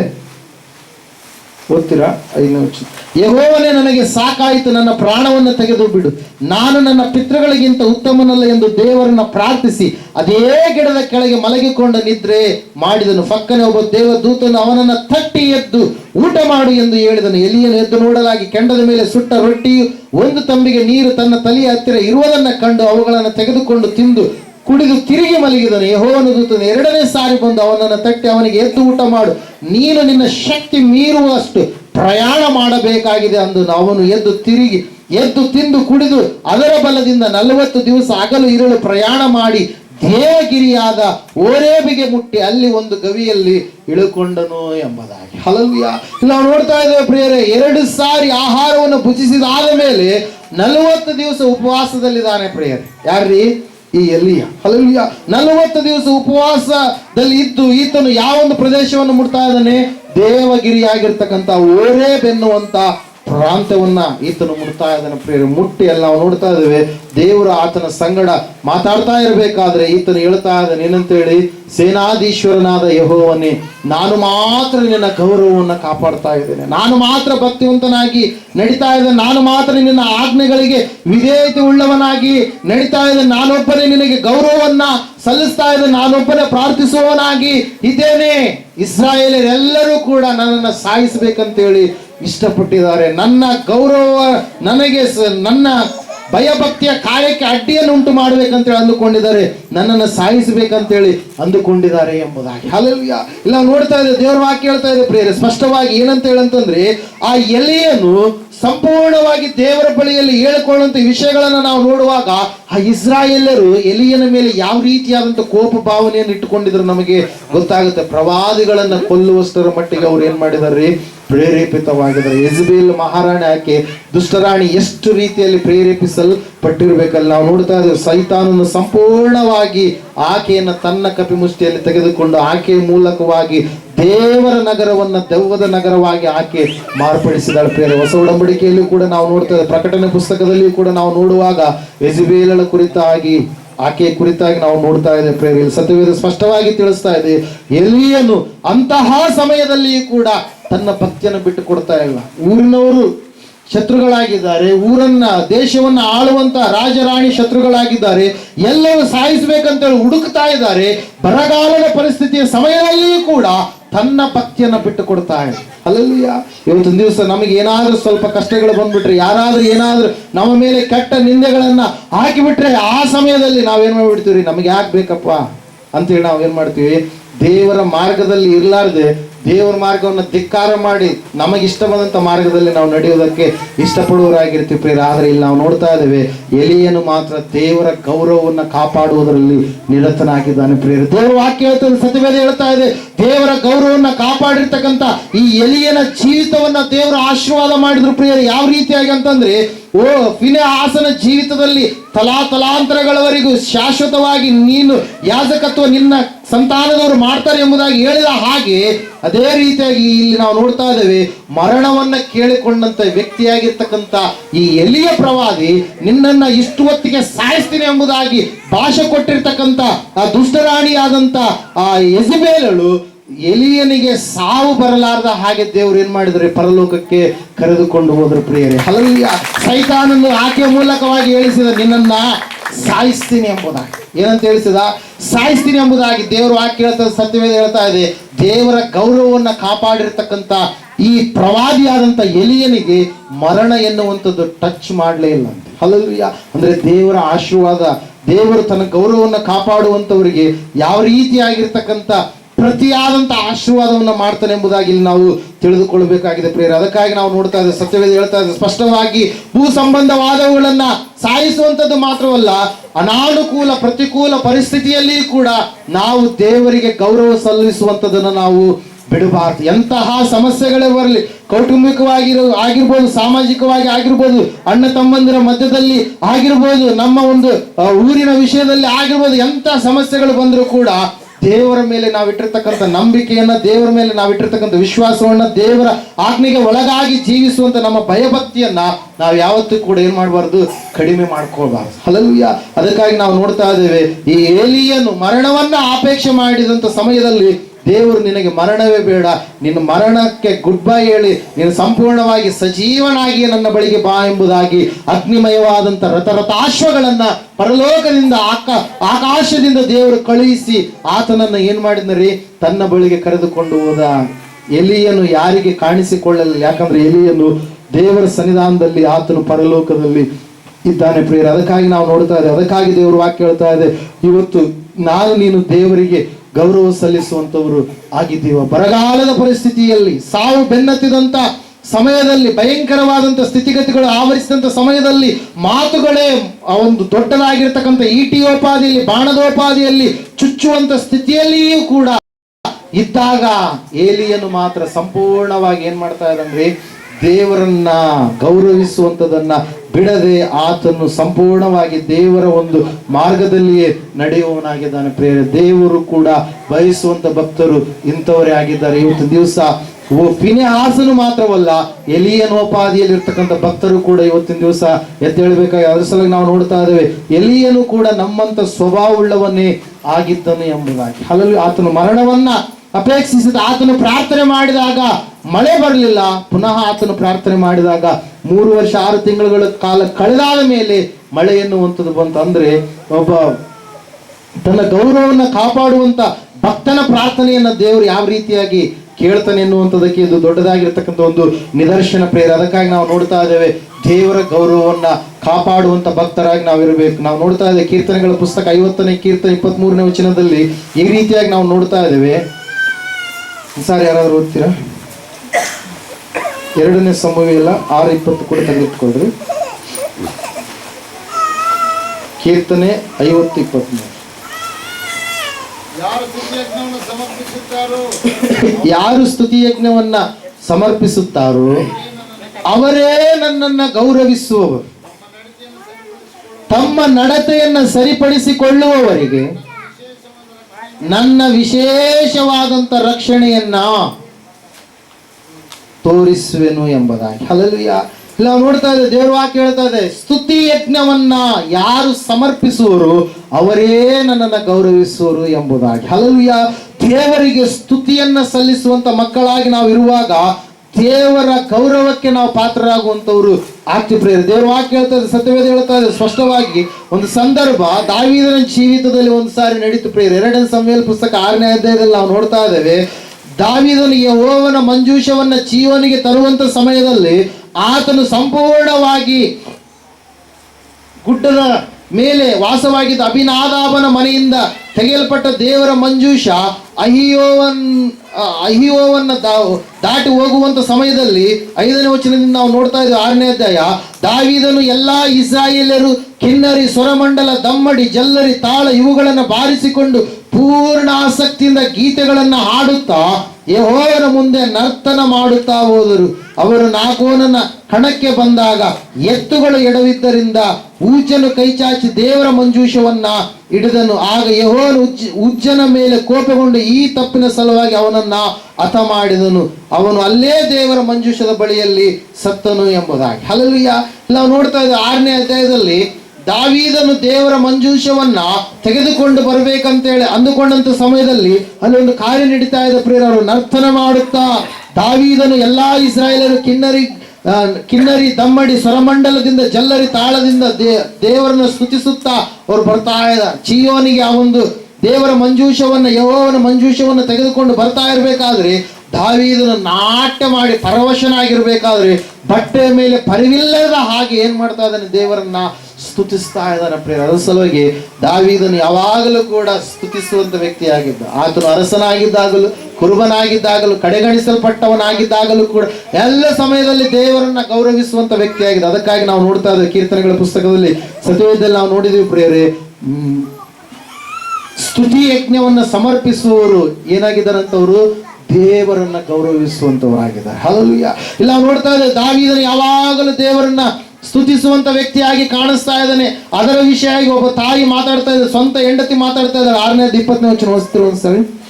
ಅನಂತರ ದಾವೀದನು ತನ್ನ ಮನೆಯವರನ್ನು ಆಶೀರ್ವದಿಸುವುದಕ್ಕೆ ಹೋದಾಗ ಸೌಲನ ಮಗಳಾದ ಮೀಕಲಳು ಅವನೆದುರಿಗೆ ಬಂದು, ಇವತ್ತು ಇಸ್ರಾಯೇಲರ ಅರಸನು ಎಂತ ಗೌರವದಿಂದ ನಡೆದುಕೊಂಡನು, ನೀಚರಲ್ಲೊಬ್ಬನಂತೆ ತನ್ನ ಜನರ ದಾಸಿಯರ ಮುಂದೆ ಬೆತ್ತಲೆಯಾಗಿದ್ದಾನಲ್ಲ ಅಂದಳು. ಆಗ ದಾವೀದನು ಆಕೆಗೆ, ಯೆಹೋವನ ಸನ್ನಿಧಿಯಲ್ಲಿ ಅಷ್ಟೇ ನಿನ್ನ ತಂದೆಯನ್ನು ಅವನ ಮನೆಯವರೆಲ್ಲರನ್ನ ಬಿಟ್ಟು ನನ್ನನ್ನೇ ಆರಿಸಿಕೊಂಡ ತನ್ನ ಪ್ರಜೆಗಳಾದ ಇಸ್ರಾಯೇಲರ ಅರಸನ್ನಾಗಿ ಮಾಡಿದ ಯೆಹೋವನ ಮುಂದೆ ಇನ್ನೂ ಕುಣಿದಾಡುವೆನು. ಇದಕ್ಕಿಂತ ಇನ್ನು ಹೆಚ್ಚಾಗಿ ತಿರಸ್ಕಾರ ಹೊಂದುವುದಕ್ಕೂ ನನ್ನನ್ನು ಅಲ್ಪನೆಂದು ಭಾವಿಸಿಕೊಳ್ಳುವುದಕ್ಕೂ ಸಿದ್ಧನಾಗಿದ್ದೇನೆ. ನೀನು ಹೇಳಿದ ದಾಸಿಯರಾದರೂ ಹೇಗೋ ನನ್ನನ್ನು ಸನ್ಮಾನಿಸುವರು ಅಂದನು ಎಂಬುದಾಗಿ. ಹಲ್ಲೆಲೂಯಾ. ನಾವು ನೋಡ್ತಾ ಇದ್ದ ಒಂದು ವಿಶೇಷವಾದಂತ ಸಂಗತಿಯನ್ನು ದಾವೀದನು ಹೇಳ್ತಾ ಇದ್ದಾನೆ. ದಾವೀದನು ಆ ಒಂದು ದೇವರ ಮಂಜೂಷ ತೆಗೆದುಕೊಂಡು ಬರ್ತಾ ಇರಬೇಕಾದ್ರೆ ಆತನು ನಾಟ್ಯ ಮಾಡ್ತಾ ಇದ್ದಾನೆ, ದೇವರನ್ನು ಸ್ತುತಿಸ್ತಾ ಇದ್ದಾನೆ. ಅಯ್ಯೋ, ದೇವರ ಮಂಜೂಷ ನಮ್ಮಿಂದ ಬೇರೆಯಾದಂಥ ಸ್ಥಳಕ್ಕೆ ಹೋದಂಥ ಸಮಯದಲ್ಲಿ ನಮ್ಮಲ್ಲಿ ಅನೇಕವಾದಂಥ ಕಷ್ಟ ನಷ್ಟಗಳು ಉಂಟಾದವು, ಸೋಲುಗಳು, ಅವಮಾನಗಳು, ಭಯಂಕರವಾದಂಥ ಧಿಕ್ಕಾರಕ್ಕೆ ಒಳಪಟ್ಟಂತ ಪರಿಸ್ಥಿತಿಗಳು ಉಂಟಾಯಿತು ಎಂಬುದಾಗಿ. ಆ ಸಮಯದಲ್ಲಿ ದೇವರ ಮಂಜೂಷವನ್ನು ಹಿಡಿದುಕೊಂಡಿರ್ತಕ್ಕಂಥ ಊಜ್ಜನ ಮೇಲೆ ದೇವರ ಕೋಪ ಬಂದು ದೇವರು ಅವನನ್ನು ಹೊಡೆದ ಕಾರಣಕ್ಕಾಗಿ ಅಲ್ಲಿ ಅವನು ಸತ್ತು ಹೋದ ಪ್ರಿಯರೇ. ಕಾರಣ ಏನಂತಂದ್ರೆ ದೇವರ ಒಂದು ಮಂಜೂಷವನ್ನ ಆ ರೀತಿಯಾಗಿ ಮುಟ್ಟಬಾರದು. ಹಲ್ಲೆಲೂಯಾ. ಪರಿಶುದ್ಧತೆಯ ಒಂದು ಸಂಕೇತವಾಗಿ ಆತನ ಒಂದು ಪರಿಶುದ್ಧತೆಯ ಅತಿ ಪವಿತ್ರವಾದಂಥ ಸ್ಥಿತಿಯಲ್ಲಿ ಯಾರಾದರೂ ಬಂದ್ರೆ ಅವರು ಮರಣಕ್ಕೆ ಪಾತ್ರರಾಗ್ತಾರೆ. ಯಾಕಂದ್ರೆ ಉಜ್ಜನ ಕುರಿತಾಗಿ ಅಲ್ಲಿ ಬರೆಯಲ್ಪಟ್ಟಿರುವಂಥದ್ದನ್ನು ನಾವು ನೋಡ್ತಾ ಇದ್ದೇವೆ. ಯೆಹೋವನು ಉಜ್ಜನನ್ನ ಮುರಿದು ಬಿಟ್ಟದ್ದರಿಂದ ದಾವೀದನು ಉರಿಗೊಂಡ ಆ ಸ್ಥಳಕ್ಕೆ ಪೆರೆಚುಜ್ಜ ಎಂಬ ಹೆಸರು ಇಟ್ಟನು, ಅದಕ್ಕೆ ಇಂದಿನವರೆಗೂ ಇದೇ ಹೆಸರು ಇರುತ್ತದೆ ಎಂಬುದಾಗಿ. ಹಲ್ಲೆಲೂಯಾ. ಪ್ರೈಸ್. ಅದಕ್ಕಾಗಿ ನಾವು ನೋಡ್ತಾ ಇದ್ದೇವೆ ಪ್ರಿಯರೇ, ಸತ್ಯವೇದ ಹೇಳ್ತಾ ಇದೆ ಸ್ಪಷ್ಟವಾಗಿ ಏನಂತ ಹೇಳಂತಂದ್ರೆ, ಆ ದಾವೀದನಾದ್ರೂ ದೇವರ ಮಂಜೂಷದ ಮುಂದೆ ದೇವರ ಸನ್ನಿಧಾನದಲ್ಲಿ ಆತನು ಏನ್ ಮಾಡ್ತಾ ಇದ್ದಾನಂತೆ, ಸ್ತುತಿಸ್ತಾ ಇದ್ದಾನೆ, ದೇವರನ್ನ ಕೊಂಡಾಡ್ತಾ ಇದ್ದಾನೆ, ದೇವರಿಗೆ ಸ್ತುತಿ ಪದಗಳನ್ನ ಆಡ್ತಾ ಇದ್ದಾನೆ. ಬಟ್ಟೆಯ ಪರಿವಿಲ್ಲದೆ ಆತನು ದೇವರನ್ನ ಕೀರ್ತಿಸ್ತಾ ಇದ್ದಾನೆ, ಪರವಶನಾಗಿ ಕುಣಿತಾ ಇದ್ದಾನೆ. ಹಲ್ಲೆಲೂಯಾ.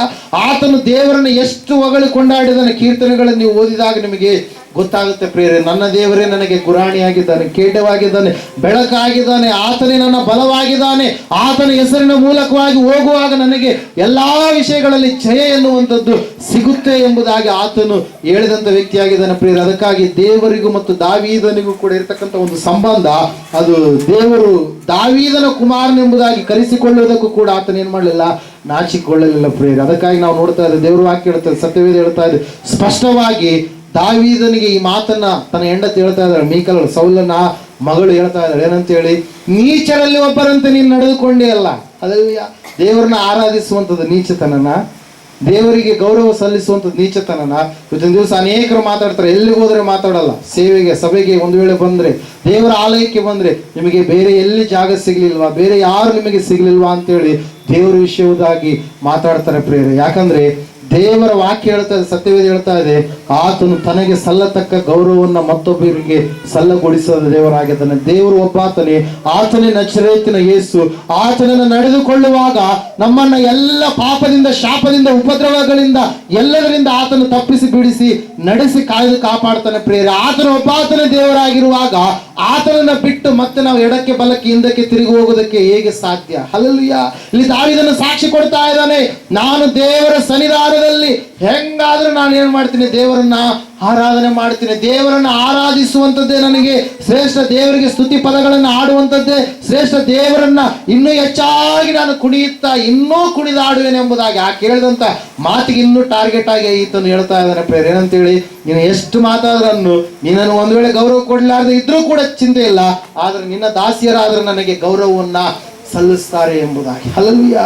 ಪ್ರೇರ್. ಅದಕ್ಕಾಗಿ ಪ್ರೇರ್ ನಾವು ನೋಡ್ತಾ ಇದ್ದೇವೆ, ದೇವರ ಒಂದು ಗೌರವವನ್ನ ಕಾಪಾಡಿದಂಥವ್ರ ಲಿಸ್ಟಲ್ಲಿ ದಾವೀದನು ಕೂಡ ಇದ್ದಾನೆ. ಆತನು ದೇವರ ಸನ್ನಿಧಾನದಲ್ಲಿ ಏನ್ ಮಾಡಿದರೆ, ಕುಣಿದಾಡಿದ, ಸ್ತುತಿ ಯಜ್ಞಗಳನ್ನ ದೇವರಿಗೆ ಅರ್ಪಣೆ ಮಾಡಿದ, ದೇವರನ್ನ ಮೆಚ್ಚಿಸುವಂಥದ್ದೇ ತನ್ನ ಜೀವಿತದ ಧ್ಯೇಯ ಎಂಬುದಾಗಿ ಆತನು ಬದುಕಿ ತೋರಿಸಿದ. ಅದಕ್ಕಾಗಿ ನಾವು ನೋಡ್ತಾ ಇದ್ದೇವೆ, ಸತ್ಯವೇದ ಹೇಳ್ತಾ ಇದೆ ಸ್ಪಷ್ಟವಾಗಿ, ಯಾರು ದೇವರ ಒಂದು ಭಕ್ತಿಯ ವಿಷಯದಲ್ಲಿ ದಾವೀದನನ್ನ ಕಡೆಗಣಿಸಿ ನೋಡಿದ್ರು, ಸತ್ಯವೇದ 23ನೇ ವಚನದಲ್ಲಿ ನಾವು ನೋಡ್ತಾ ಇದ್ದೇವೆ ಪ್ರಿಯರೇ, ಸೌಲನ ಮಗಳಾದ ಮೀಕಲಳಿಗೆ ಜೀವದಿಂದ ಇರುವವರೆಗೂ ಮಕ್ಕಳೇ ಆಗಲಿಲ್ಲ ಎಂಬುದಾಗಿ. ಹಲ್ಲೆಲೂಯಾ. ಆಕೆ ಬಂಜೆಯಾಗಿಯೇ ಉಳಿಯಬೇಕಾಯಿತು. ದೇವರ ಒಂದು ವಿಷಯದಲ್ಲಿ ಈ ಮಾತನ್ನ ಆಕೆ ಹೇಳಿದ ಕಾರಣಕ್ಕಾಗಿ. ಅದಕ್ಕಾಗಿ ನಾವು ನೋಡ್ತಾ ಇದ್ದೇವೆ, ದೇವರ ವಾಕ್ಯ ಹೇಳ್ತಾ, ಸತ್ಯವೇದ ಹೇಳ್ತಾ ಇದೆ ಸ್ಪಷ್ಟವಾಗಿ. ಏನಂತ ಹೇಳಂತಂದ್ರೆ, ದೇವರ ಗೌರವವನ್ನ ಕಾಪಾಡುವಂತ ಸಮಯದಲ್ಲಿ, ನಾವು ಇನ್ನೊಬ್ಬರ ಮೂಲಕವಾಗಿ ಹೇಳಿಸಿಕೊಳ್ಳುವಂತ ಸಮಯದಲ್ಲಿ ಅದನ್ನ ನಾವು ಆಶೀರ್ವಾದ ಎಂಬುದಾಗಿ ನಾವು ನೆನೆಸೋಣ. ನಿಂದೆಗಳು ನಮ್ಮ ಮೇಲೆ ಆಗ್ತಾರೆ, ತಪ್ಪು ಮಾತುಗಳ ನಮ್ಮ ಮೇಲೆ ಆಗ್ತಾರೆ ಅಂತಂದ್ರೆ ಅದು ದೇವರ ಆಶೀರ್ವಾದ ಎಂಬುದಾಗಿ ನೆನೆಸಿ ನಾವು ಭಕ್ತಿಯ ಜೀವಿತದಲ್ಲಿ ಮುಂದೆ ಹೋಗುವವರು ಆಗೋಣ. ದೇವರನ್ನ ಭಕ್ತಿಯ ವಿಷಯದಲ್ಲಿ ತಡೆ ಹಿಡಿಯಬೇಕೆಂಬುದಾಗಿ ಅಂದುಕೊಂಡಿರ್ತಕ್ಕಂಥ ಈ ಮೀಕಲಳು ಆತನನ್ನ ತಡೆ ಹಿಡಿಯೋದಕ್ಕೆ ಆಗಲಿಲ್ಲ. ದಾವೀದನು ಹೇಳ್ತಾ ಇದ್ದಾನೆ, ಆಕೆ ಮುಂದೆ ಹೇಳ್ತಾ ಇದ್ದಾನೆ, ನಾನು ಇನ್ನೂ ಕೂಡ ಕುಣಿದಾಡುವೆನು ಎಂಬುದಾಗಿ. ಹಲ್ಲೆಲೂಯ.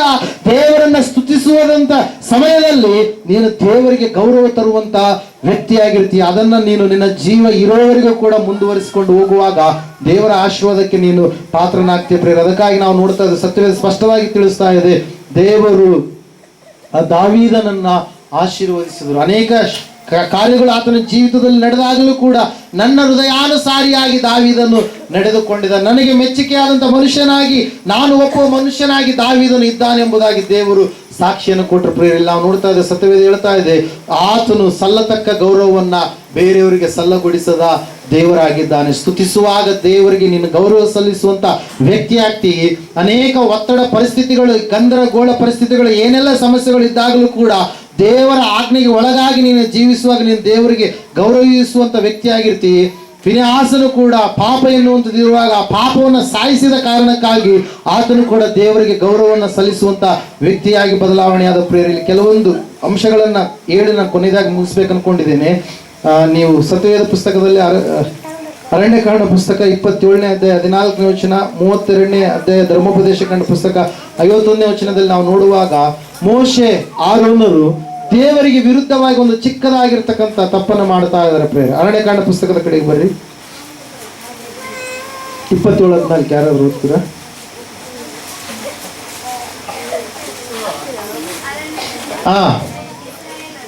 ಇಸ್ರಾಯೇಲ್ಯರು ಸಮೂಹದವರು ನೀವಿಬ್ಬರು ನನ್ನ ಗೌರವವನ್ನು ಅವರ ಎದುರಿನಲ್ಲಿ ಕಾಪಾಡದೆ ನನ್ನ ಆಜ್ಞೆಯನ್ನು ಉಲ್ಲಂಘಿಸಿದರಿಂದ ನನ್ನ ದೇಶವನ್ನು ಸೇರಬಾರದೆಂದು ಹೇಳಿದನು.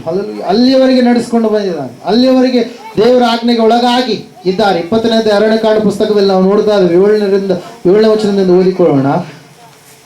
ಆಗ ಯೆಹೋವನು ಮೋಶೆಗೆ, ನೀನು ಕೋಲನ್ನ ಕೈಯಲ್ಲಿ ಹಿಡಿದು ನಿನ್ನ ಅಣ್ಣನಾದ ಆರೋನನ ಜೊತೆಯಲ್ಲಿ ಸಮೂಹದವರನ್ನು ಕೂಡಿಸಿಕೊಂಡು ಅವರ ಎದುರಿನಲ್ಲಿ ಆ ಕಡಿದಾದ ಬಂಡೆಗೆ ನೀರು ಕೊಡಬೇಕೆಂದು ಆಜ್ಞಾಪಿಸು. ದೇವರು ಏನ್ ಹೇಳ್ತಾ ಇದ್ದಾರೆ, ನೀನು ಮಾತು ಹೇಳು, ನೀರು ಕೊಡು ಎಂಬುದಾಗಿ, ನೀನು ಕೇಳಕೆಂಬುದಾಗಿ ಹೇಳಿದಾಗ ಅದರೊಳಗಿಂದ ನೀರು ಹೊರಟು ಬರುವು.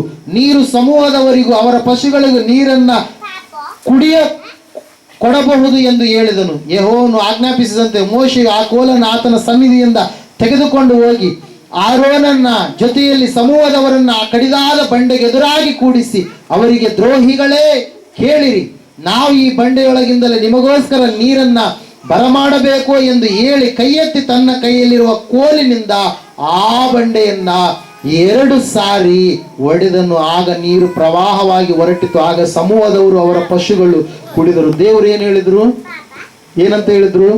ಆಜ್ಞಾಪಿಸು ಅಂತ ಹೇಳಿ, ಮಾತೇಳು ನೀರು ಬರುತ್ತೆ ಅಂತ ಹೇಳಿ. ಆದ್ರೆ ಇಲ್ಲಿ ಮೋಶೆ ಏನ್ ಮಾಡ್ತಾ ಇದ್ದಾನೆ, ದ್ರೋಹಿಗಳೇ ಕೇಳಿರೆಂಬುದಾಗಿ ಕೋಲನ್ನು ಹಿಡಿದುಕೊಂಡು ಬಂಡೆಗೆ ಏನ್ ಮಾಡ್ತಾ ಇದ್ದಾನೆ, ಆತ ಹೊಡಿತಾ ಇದ್ದಾನೆ. ದೇವ್ರು ಹೇಳಿದ್ದೇನು, ಮಾತೇಳು, ನೀನು ಆಜ್ಞೆ ಕೊಡು ಸಾಕು ನೀರು ಬರುತ್ತೆ. ಆದ್ರೆ ಮೋಶೆ ಒಡೆದ ಕಾರಣಕ್ಕಾಗಿ ದೇವರು ಮುಂದೆ ಮಾತಾಡ್ತಾ ಇದ್ದಾರೆ 12ನೇ ವಚನದಲ್ಲಿ. ಆಗ ಯೆಹೋವನು ಮೋಶೆ ಆರೋನನಿಗೆ, ನೀವು ನನ್ನನ್ನ ನಂಬದವರಾಗಿ ಇಸ್ರಾಯೇಲ್ಯರ ಎದುರಿನಲ್ಲಿ ನನ್ನ ಗೌರವವನ್ನ ಕಾಪಾಡದೆ ಹೋದುದರಿಂದ ಈ ಸಮೂಹದವರನ್ನು ನಾನು ಅವರಿಗೆ ವಾಗ್ದಾನ ಮಾಡಿದ ದೇಶದೊಳಕ್ಕೆ ನೀವು ಕರೆಕೊಂಡು ಹೋಗಕೂಡದು ಎಂದು ಹೇಳಿದನು ಎಂಬುದಾಗಿ. ಒಂದು ಚಿಕ್ಕದಾಗಿರ್ತಕ್ಕಂಥ ತಪ್ಪು, ಆದರೆ ದೇವರು ನೋಡ್ರಿ ಎಷ್ಟು ಒಂದು ಶಿಕ್ಷೆ ಅಲ್ಲ ನೋಡ್ತಾ ಇದ್ದೇವೆ. ಮೋಶೆ ಮತ್ತು ಆರೋನರು ಇಬ್ಬರು ಕೂಡ ಆ ಒಂದು ಹಾಲು ಜೇನು ಹರಿಯುವಂಥ ದೇಶದೊಳಕ್ಕೆ ಅವ್ರು ಏನ್ ಮಾಡಲಿಲ್ಲ, ಹೋಗ್ಲಿಲ್ಲ. ಆದರೆ ದೇವರು ನೆಬೋ ಬೆಟ್ಟದ ಮೇಲೆ ಇದ್ದು ಅವರಿಗೆ ಆ ಒಂದು ಪ್ರಾಂತವನ್ನ ತೋರಿಸಿದ, ಮೇರೆ ಎಲ್ಲವನ್ನ ತೋರಿಸಿದ, ಆ ದೇಶವನ್ನ ತೋರಿಸಿದ. ಹಲ್ಲೆಲೂಯಾ.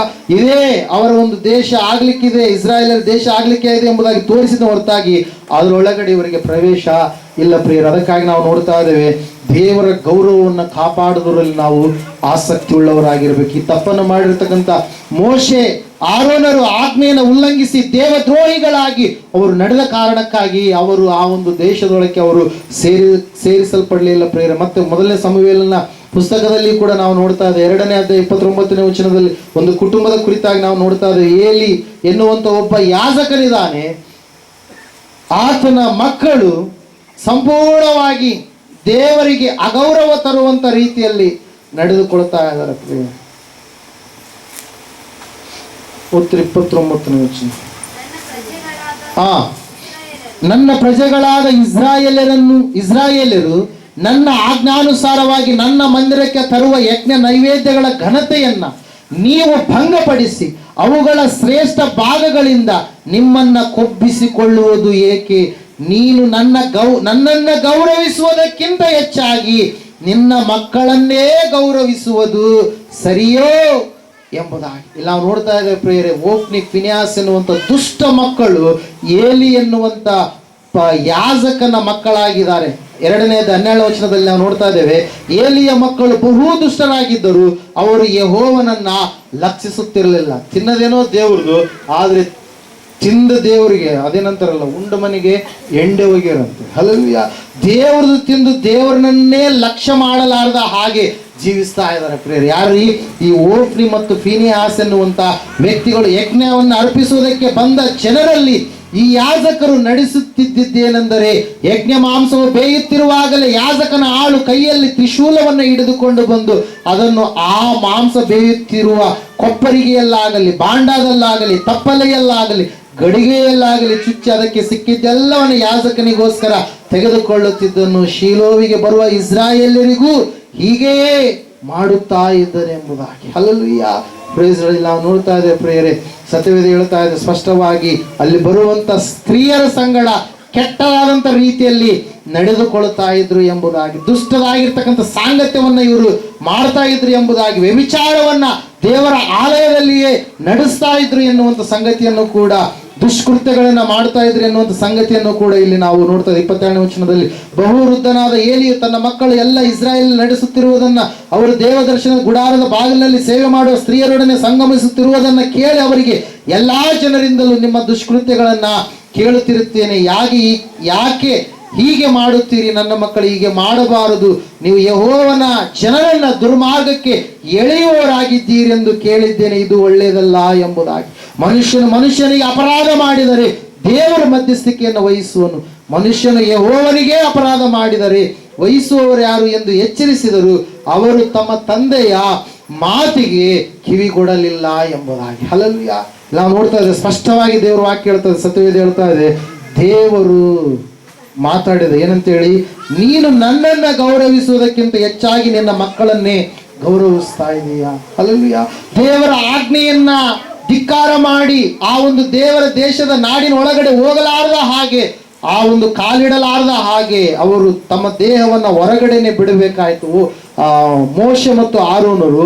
ಇಲ್ಲ ನಾವು ನೋಡ್ತಾ ಇದ್ದೇವೆ, ಏಲಿ ಆತನಿಗೆ ಬರುವಂತ ದರ್ಶನಗಳೆಲ್ಲವೂ ಕೂಡ ನಿಂತು ಹೋದು ಪ್ರಿಯ. ಹಲ್ಲೆಲೂಯಾ. Praise lord. ಅಲ್ಲಿ ನಾವು ನೋಡ್ತಾ ಇದ್ದೇವೆ, ಆತನು ಬರ್ತಾ ಬರ್ತಾ ಬಹಳ ವೃದ್ಧನಾದಾಗ ಅಲ್ಲಿರ್ತಕ್ಕಂಥ ಶಿಲೋ ಎನ್ನುವಂತ ಪ್ರಾಂತದಲ್ಲಿ ದೇವಾಲಯದಲ್ಲಿರ್ತಕ್ಕಂಥ ಯಾಜಕನಾದಂಥ ಏಲಿಯನಿಗೆ ದರ್ಶನ ಆಗಲಿಲ್ಲ. ಅಲ್ಲಿರ್ತಕ್ಕಂಥ ಬಂದಿರತಕ್ಕಂಥ ಆತನ ಮಕ್ಕಳಾಗಿರ್ತಕ್ಕಂಥ ಯಾಜಕೋದ್ಯೋಗವನ್ನು ಮಾಡುವಂತ ಓಫ್ನಿ, ಫಿನ್ಯಾಸ್ ಎನ್ನುವಂಥವರಿಗೆ ದೇವರ ದರ್ಶನ ಆಗಲಿಲ್ಲ. ಆದ್ರೆ ಪರಿಚರ್ಯ ಮಾಡುವಂತ ಮಗನಾಗಿರ್ತಕ್ಕಂಥ ಸಮುವೇಲನು, ಬಾಲಕನಾದಂಥ ಸಮುವೇಲನಿಗೆ ದೇವರ ಕರೆ ಎನ್ನುವಂಥದ್ದು ಬಂತು ಪ್ರಿಯರೇ. ಹಲ್ಲೆಲೂಯಾ. ದೇವರು ವಾಕ್ಯ ಹೇಳ್ತಾ ಇದೆ, ಸತ್ಯವೇದ ಹೇಳ್ತಾ ಇದೆ ಪ್ರಿಯರೇ, ಇವತ್ತಿನ ದಿವಸ ನಾವು ಯಾರನ್ನ ಗೌರವಿಸುವವರಾಗಿದ್ದೇವೆ? ನಮ್ಮ ಕುಟುಂಬದವರನ್ನ, ಹೆಂಡತಿಯನ್ನ, ತಂದೆ ಮಕ್ಕಳನ್ನ, ಮಕ್ಕಳು ತಂದೆಯನ್ನ, ಅಥವಾ ಸಮಾಜದವರನ್ನ, ಈ ಒಂದು ಲೋಕವನ್ನ ಯಾರನ್ನ ಗೌರವಿಸುವವರಾಗಿದ್ದೇವೆ? ದೇವರಿಗೆ ಸಲ್ಲತಕ್ಕ ಗೌರವ ಮತ್ತೊಬ್ಬ ಬೇರೆ ಯಾರಿಗೂ ಕೂಡ ನಾವು ಕೊಡಬಾರದು ಎಂಬುದಾಗಿ ವಾಕ್ಯ ಸ್ಪಷ್ಟವಾಗಿ ಇಲ್ಲಿ ತಿಳಿಸ್ತಾ ಇದೆ ಪ್ರಿಯರೇ. ಅದಕ್ಕಾಗಿ ನಾವು ನೋಡ್ತಾ ಇದ್ದೇವೆ, ಏಲಿ, ಓಫ್ನಿ ಮತ್ತು ಫಿನ್ಯಾಸ್ ಒಂದೇ ದಿವಸದಲ್ಲಿ ಆ ಮೂವರು ಇಬ್ರು ಯುದ್ಧದಲ್ಲಿ ಮಾಡಿದರೆ, ಏಲಿ ಎನ್ನುವಂತ ಯಾಜಕ ಆತನು ಮಾಳಿಗೆಯ ಮೇಲಿನಿಂದ, ಅವನ ಮೆಟ್ಟಲಿನಿಂದ ಕೆಳಗಡೆ ಬಿದ್ದು ಆತನ ಏನ್ ಮಾಡಿದರೆ ಸಾವನ್ನ ಕಾಣುತ್ತಾನೆ ಪ್ರಿಯರೇ. ಅದಕ್ಕಾಗಿ ನಾವು ನೋಡ್ತಾ ಇದ್ದೇವೆ, ದೇವರನ್ನು ನಾವು ಗೌರವಿಸುವವರಾಗಿ ಇರೋಣ. ದೇವರನ್ನ ಗೌರವಿಸಿದರೆ ದೇವರು ನಮ್ಮನ್ನು ಏನ್ ಮಾಡ್ತಾನೆ? ಆಶೀರ್ವಾದ ಮಾಡ್ತಾನೆ. ಯಾಜಕ ಒಂದು ಸ್ಥಿತಿಯಲ್ಲಿ ನಮ್ಮನ್ನ ಇರಿಸ್ತಾನೆ. ದೇವರನ್ನು ನಾವು ಗೌರವಿಸುವಂತದ್ದೇ ಆದರೆ, ದೇವರ ವಾಕ್ಯದಲ್ಲಿ ನಾವು ನೋಡಿದ ಹಾಗೆ ದೇವರು ನಮ್ಮನ್ನ, ಅಂದ್ರೆ ಎರಡನೇ ಮರಣದಿಂದ ನಮ್ಮನ್ನ ಏನ್ ಮಾಡ್ತಾನೆ? ಆತ ತಪ್ಪಿಸ್ತಾನೆ. ದೇವರನ್ನು ನಾವು ಗೌರವಿಸುವಂಥದ್ದೇ ಆದರೆ ಪರಲೋಕದಲ್ಲಿ ಆತನು ಸ್ತುತಿಯ ಸಮೂಹದಲ್ಲಿ ನಮ್ಮನ್ನು ಕೂಡ ದಾವಿದನು ಕುಣಿಯುವಂತ ದಾವಿದನ ಸಂಗಡ ನಾವು ಕೂಡ ನಾಟ್ಯ ಮಾಡುತ್ತಾ ಆತನನ್ನು ಸ್ತುತಿಸುವ ಹಾಗೆ ದೇವರು ಮಾಡ್ತಾನೆ. ಪ್ರಿಯರೇ, ಸ್ವಲ್ಪ ವಿಷಯದಲ್ಲಿ ಕೂಡ ನಾವು ತಪ್ಪಿ ಹೋಗಬಾರದು ಎನ್ನುವಂಥದ್ದೇ ದೇವರ ಒಂದು ಸಂದೇಶವಾಗಿದೆ. ಇವತ್ತಿನ ದಿವಸ ಎಚ್ಚರಿಕೆ ಏನಂತಂದ್ರೆ, ನಾವು ದೇವರನ್ನ ಗೌರವಿಸುವಂತವರಾಗೋಣ. ದೇವರಿಗೆ ಕೊಡತಕ್ಕ ಗೌರವ ಈ ಲೋಕದ ಯಾವೊಂದು ಕ್ರಿಯೆಗಳಿಗೆ, ಯಾವೊಂದು ವ್ಯಕ್ತಿಗಳಿಗೆ, ಯಾವೊಂದು ವಿಷಯಗಳಿಗೆ ನಾವು ಕೊಡದೆ ಸಂಪೂರ್ಣವಾಗಿ ಆತನಿಗೆ ವಿಧೇಯತೆಯುಳ್ಳವರಾಗಿ ನಾವು ನಡೆದುಕೊಳ್ಳುವಾಗ ಖಂಡಿತವಾಗಿ ದೇವರು ನಮ್ಮನ್ನ ಆಶೀರ್ವದಿಸ್ತಾನೆ. ಆರೋಗ್ಯ, ಆನಂದ, ಸಂತೋಷ, ಸಮಾಧಾನ, ಪರಿಪೂರ್ಣವಾದಂತ ಭಕ್ತಿಯ ಜೀವಿತದಲ್ಲಿ ನಮ್ಮನ್ನ ನಿಲ್ಲಿಸ್ತಾನೆ, ನಡೆಸ್ತಾನೆ. ಪ್ರಿಯರೇ, ಈ ಸಮಯದಲ್ಲಿ ನಾವೆಲ್ಲರೂ ನಿಂತ್ಕೊಳ್ಳೋಣ, ಪ್ರಾರ್ಥನೆ ಮಾಡೋಣ. ದೇವರು ವಾಕ್ಯ ಹೇಳ್ತಾ ಇದೆ, ಇವತ್ತು ನೀನು ಯಾರನ್ನ ಗೌರವಿಸುವುದಕ್ಕಾಗಿ ಇದ್ದೀಯ? ಸಮಯ ದೇವರನ್ನ ಗೌರವಿಸುವಂತ ಸ್ಥಿತಿಯಲ್ಲಿ ನೀನಿದೆಯಾ? ಯಾವುದನ್ನ ಸಾಯಿಸಬೇಕೋ ಭೂ ಸಂಬಂಧವಾದಂತ ಕಾರ್ಯಗಳು, ಅವುಗಳನ್ನು ಸಾಯಿಸಲಾರದೆ ಇನ್ನೂ ಇಟ್ಟುಕೊಂಡು ಅವುಗಳನ್ನು ಬೆಳೆಸ್ತಾ ಇದೆಯಾ? ಫಿನೆಹಾಸನೋಪಾದಿಯಲ್ಲಿ ನೀನು ಇವತ್ತಿನ ದಿವಸ ಪಾಪದ ಕಾರ್ಯಗಳನ್ನು ಸಾಯಿಸಬೇಕಾಗಿದೆ.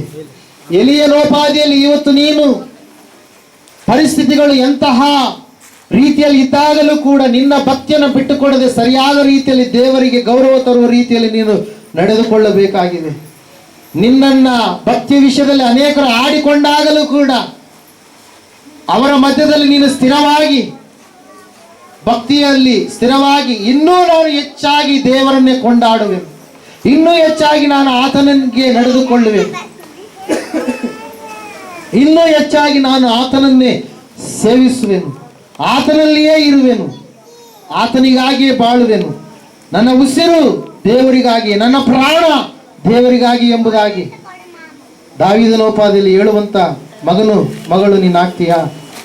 ಅಥವಾ ಸ್ವಲ್ಪ ವಿಷಯದಲ್ಲಿ ಆಜ್ಞೆಯನ್ನ ತಪ್ಪಿ ನಡೆದಂತ ಮೋಶೆ, ಆರೋನರು ದೇವರ ಆಜ್ಞೆ ಕೊಡು ಎಂಬುದಾಗಿ ಹೇಳಿದ ಅವರು ಬಡಿದ ಕಾರಣಕ್ಕಾಗಿ ಅವರು ಸೇರಿಸಲ್ಪಡಲಿಲ್ಲ.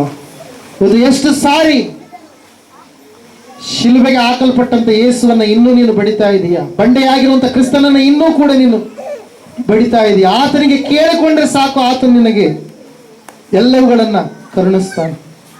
ನನ್ನ ಬಳಿಗೆ ಬರುವವನಿಗೆ ನೀರಡಿಕೆ ಆಗುವುದೇ ಇಲ್ಲ ಎಂಬುದಾಗಿ ಹೇಳಿದಂತ ದೇವರು ಆತ. ನನ್ನನ್ನು ನಂಬುವವನ ಹೊಟ್ಟೆ ಒಳಗಿಂದ ಶಾಸ್ತ್ರದಲ್ಲಿ ಹೇಳಿರುವ ಪ್ರಕಾರವಾಗಿ ನದಿಗಳು, ಜೀವ ನದಿಗಳು ಹರಿತವೆ ಎಂಬುದಾಗಿ ಹೇಳಿದಂತ ದೇವರು ಆತನು.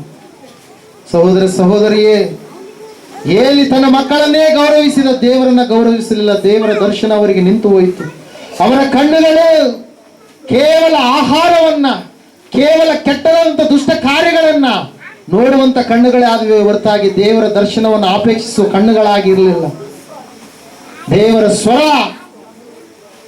ಬಾಲಕನಾದಂತ ಸಮುವೇಲನಿಗೆ ಬಂತು. ದೇವರ ಗೌರವವನ್ನು ಸಮುವೇಲನ ಕಾಪಾಡುವಂತ ವ್ಯಕ್ತಿಯಾಗಿ ಮುಂದೆ ಬೆಳೆದ. ಪ್ರಿಯರೇ, ಈ ಸಮಯದಲ್ಲಿ ನಮ್ಮ ಜೀವಿತ ಏನಾಗಿದೆ ಒಂದ್ಸಾರಿ ನಾವು ಪರೀಕ್ಷೆ ಮಾಡಿಕೊಳ್ಳೋಣ. ದೇವರಿಗೆ ಗೌರವ ಸಲ್ಲಿಸುವಂತ ವ್ಯಕ್ತಿಯಾಗಿದೆಯಾ? ಫಿನೆಹಾಸನೋಪಾದಿಯಲ್ಲಿ, ಎಲಿಯನೋಪಾದಿಯಲ್ಲಿ, ದಾವೀದನೋಪಾದಿಯಲ್ಲಿ ಸಭೆಯೇ ನಾವು ಎದ್ದೇಳಬೇಕಾಗಿದೆ. ನಮ್ಮ ಭಕ್ತಿಯಲ್ಲಿದೆ, ಒಂದ್ಸಾರಿ ನಮ್ಮನ್ನ ನಾವು ಪರೀಕ್ಷೆ ಮಾಡಿಕೊಳ್ಳೋಣ. ಈ ಸಮಯದ ಪ್ರಾರ್ಥನೆಯಲ್ಲಿ ಏಕೀಭವಿಸೋಣ.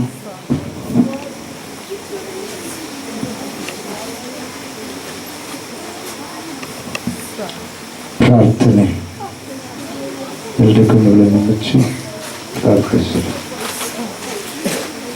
ಸರ್ವಶಕ್ತಿಯುಳ್ಳ ದೇವರೇ, ಕರುಣಾನಿಧಿಯ ತಂದೆ, ನಿಮ್ಮ ಸ್ತೋತ್ರ.